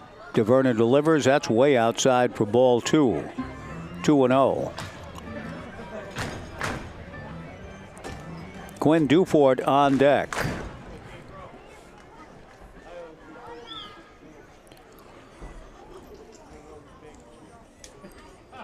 From the stretch comes the right-hander DeVerna, and that misses for ball three. 3 balls and no strikes. Putting the glasses on to see if Coach Scholl or the manager Mark Magdaleno have anybody else throwing. At the moment, no, but that could change if another ball 4 ensues. The 3-0 pitch, a strike, and the count 3-1 to Josh Proctor. Josh singled home a run in the second, has grounded to short, had an infield single and scored in the 6th. Big night for the Knights in wrapping up the regular season, 12 runs and 15 hits. From the stretch comes the right-hander, Mason DeVerna, ball 4.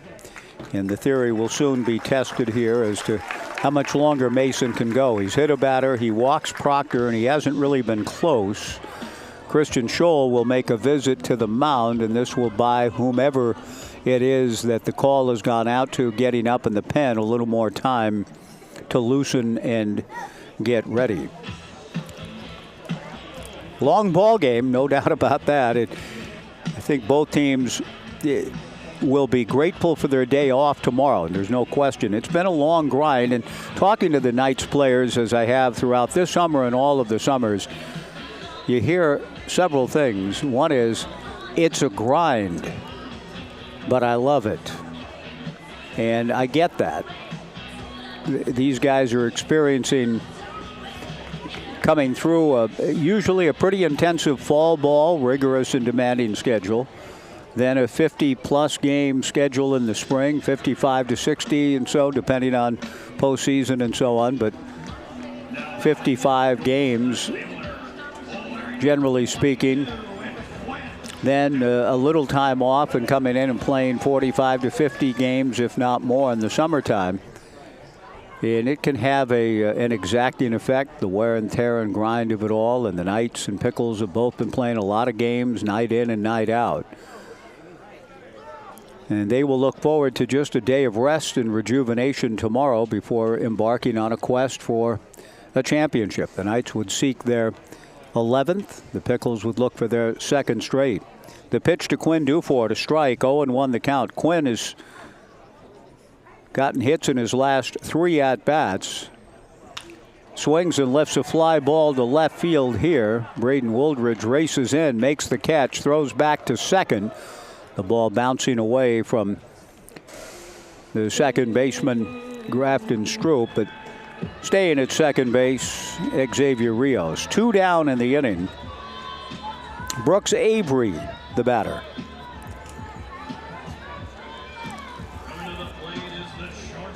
Indeed, great preparation, though. The guys understand that this is a taste, albeit an amateur league, the Wood Bat Collegiate League. A taste of what professional baseball, as they climb the ladder, will be like. This is a pretty good approximation.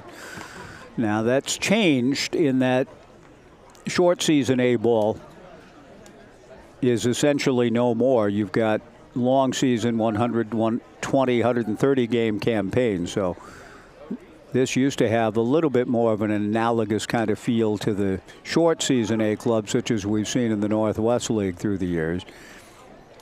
The pitch is in there for a strike to Brooks Avery, but this still gives a flavor for what a lot of these guys are hoping to experience in the not too distant future, the opportunity to embark on a professional career and climb the ladder, as Sidney Pointer has been keeping us apprised of with respect to the former Beavers all year long, with that thorough report again tonight about Jacob Melton and Ivar Arquette and Garrett Forrester, Wilson Weber, and so many others. Thank you, Sidney, for your work.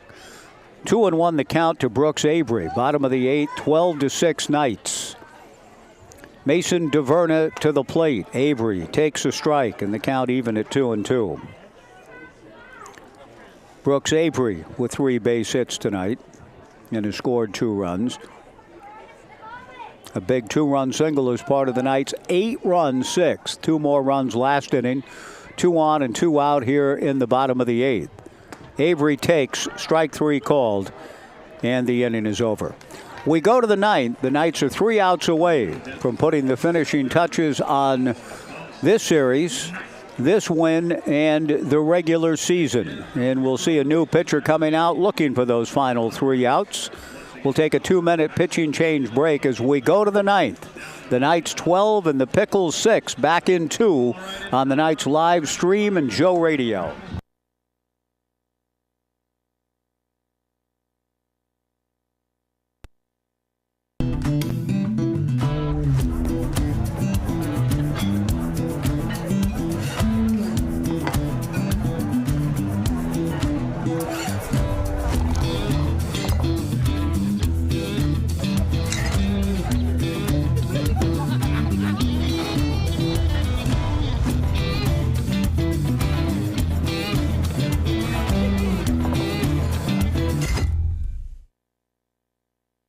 health insurance doesn't have to break the bank. 80% of Oregonians received financial assistance through OregonHealthcare.gov last year, and you might qualify too.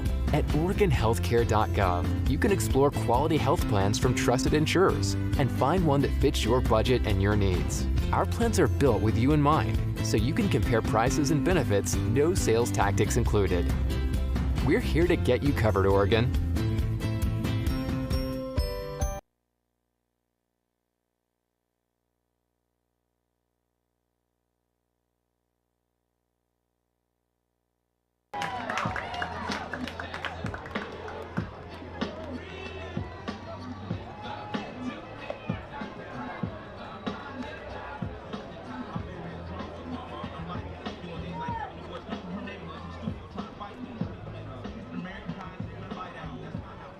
Batting for the Pickles, number 13, Tanner Griffith.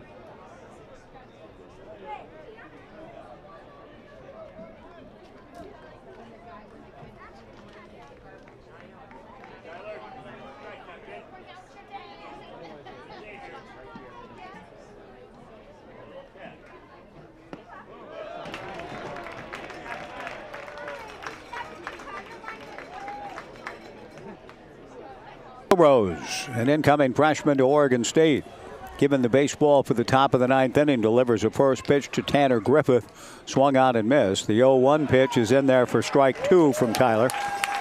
12-6 Knights, top of the ninth inning, 3 outs away from winning the series, winning the second half, and sending themselves into the off day with feeling good about their effort tonight. 12-6. In the top of the ninth inning, the Knights overcoming a 5-2 deficit, scoring 8 runs in the bottom of the 6th inning, 2 more in the 7th, lead it now 12-6. Bellerose missing high and away. 1-2 the count to Tanner Griffith. Tyler delivers just outside, ball 2, 2-2. Griffith hit a fly ball to left field that Quinn Dufort lost, either in a bank of lights or just somehow couldn't pick up, and it carried over Quinn's head for a triple for Griffith. Griffith scored a run in the 7th as a result. Tanner swings and hits one foul to the left and out of play. Waldo away, 2-2 the count.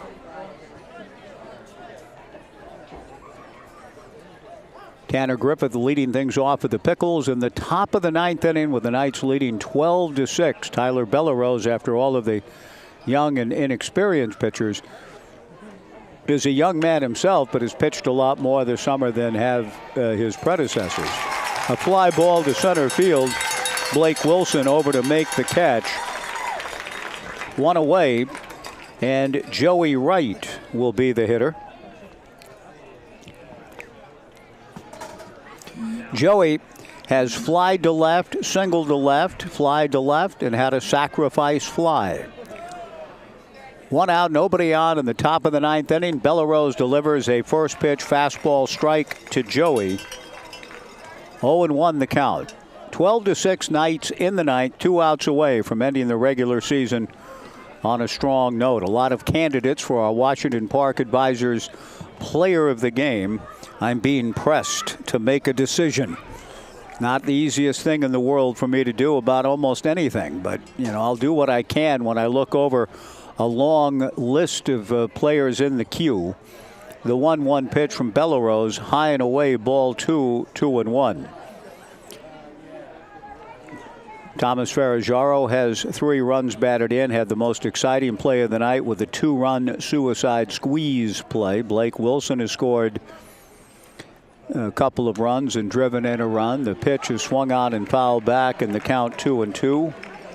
Quinn Dufort has 3 hits and a 2-run double and scored 2 runs. Brooks Avery had a big base hit, a 2-run single in the 8-run 6th inning, so I'm hard pressed. The 2-2 pitch, Bellerose just misses for ball 3. 3 balls and 2 strikes. And so as I study all of this, I've got to make a decision somewhere, somehow. And it's a tough one. One of the tougher ones of the 2025 season. A line drive base hit by the diving second baseman Thomas Ferragero. Solid single to center field with one out here in the top of the 9th inning for Joey Wright.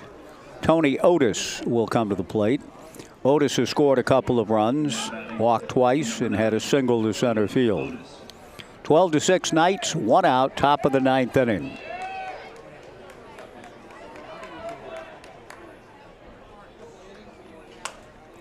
The first pitch is hit high in the air, foul, and some rare action tonight into the alley. Into Urchin Alley the ball goes. I don't know if any urchins are left at this late hour. Yes, there are. They're always there. Waiting hopefully, and they've been waiting a long time tonight, and an urchin just came up with a souvenir. Well earned. The strike one pitch from Bellarose is in there for strike two. No balls and 2 strikes to Tony Otis. Top of the 9th inning. The Knights, after losing the first 4 games to the Portland Pickles in the season series this year, including the drubbing here 15-7 on Monday, coming back to win last night, 2 outs away from winning the series, winning this ball game tonight. Otis takes high, ball 1, 1-2. Neither team going with frontline pitchers, but still a very competitive atmosphere. The fans have enjoyed it. 1,615 in the house. Bellarose delivers. Swung on and missed. Strike 3. 2 down. The Pickles are down to their final out. In this one, they've got plenty of baseball to play. They'll be at Chemeketa Community College Friday night while the Knights are over in Bend getting their series underway. So being an out away, we need to come up with an answer. And it's a difficult choice.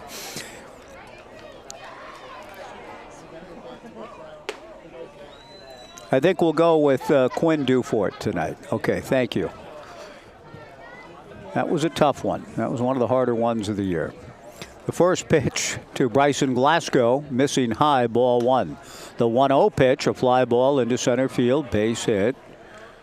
Blake Wilson plays it on a hop. Glasgow dropping a single into center field. The incoming freshman at Oregon State getting a base hit off of the incoming freshman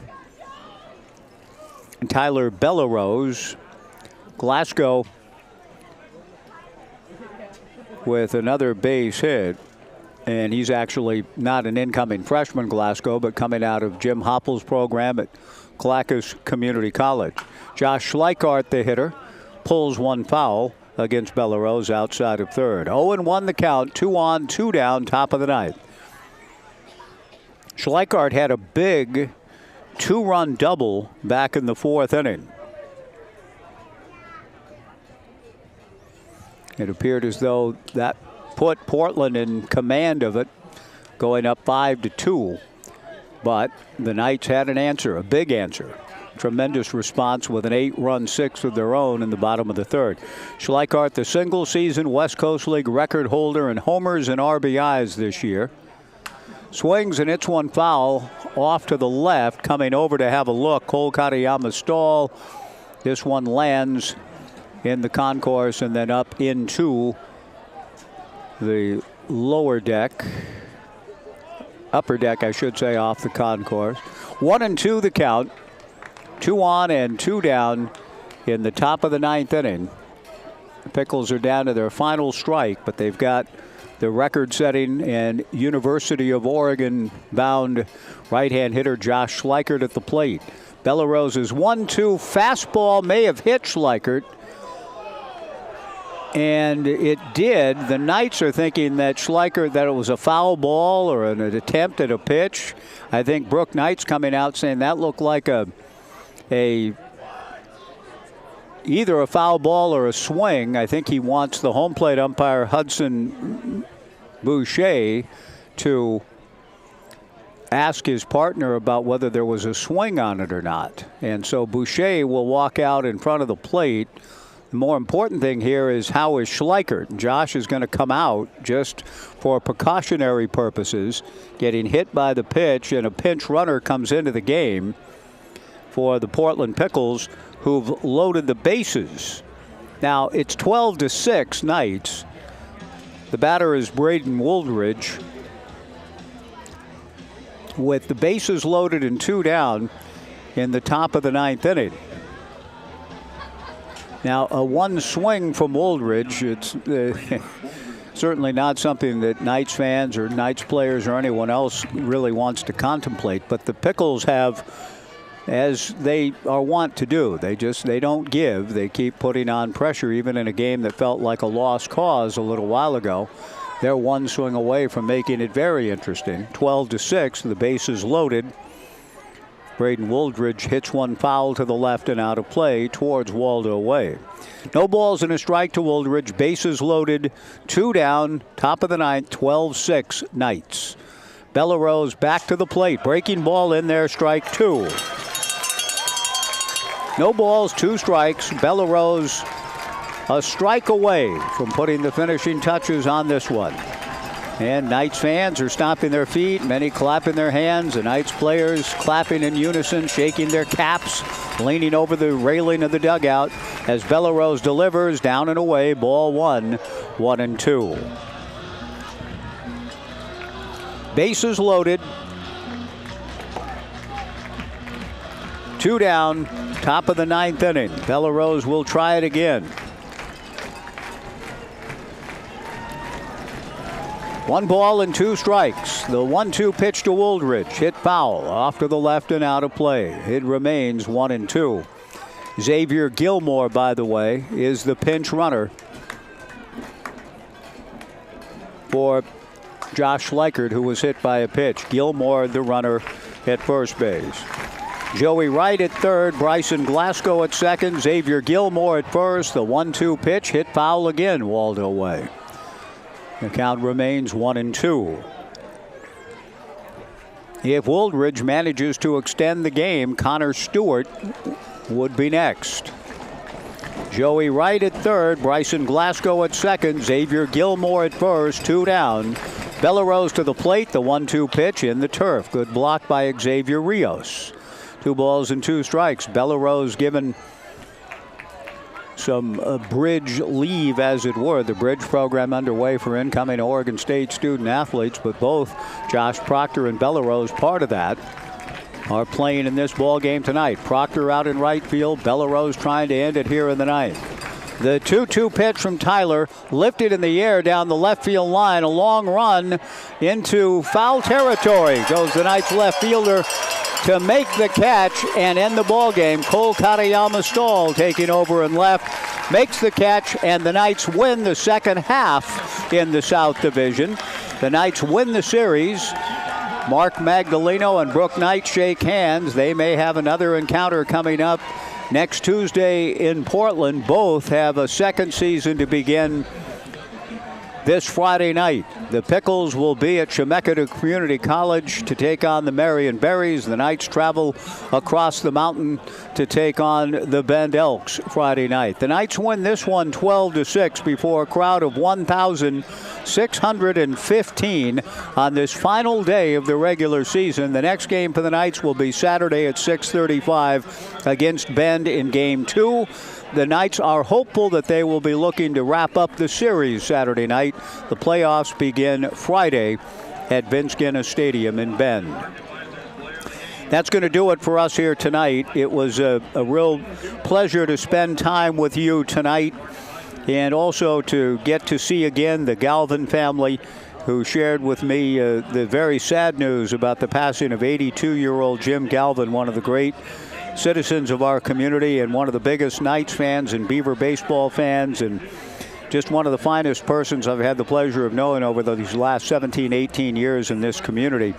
But congratulations to Kylie, his granddaughter, getting married on August 23rd, to see KJ on her 20th birthday just a few days ago, has spent so much time over the summers in this ballpark. It was a sheer joy to have them in the yard, even under the somewhat melancholy circumstances, as they came out to enjoy the place that their grandfather enjoyed so much time in, the late Jim Galvin.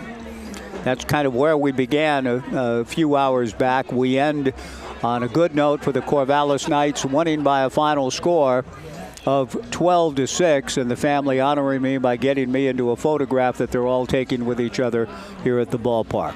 Thank you for joining me. I hope you will on Friday. Thanks for following all season long. We'll talk to you again on Saturday for Game 2 in the playoffs. For the whole crew, this is Mike Parker thanking you for joining us. Our final score, the Knights 12, the Pickles 6. That's the end of the regular season. On to the playoffs Friday night in Bend, right here on the Knights live stream and Joe Radio. So long, everybody.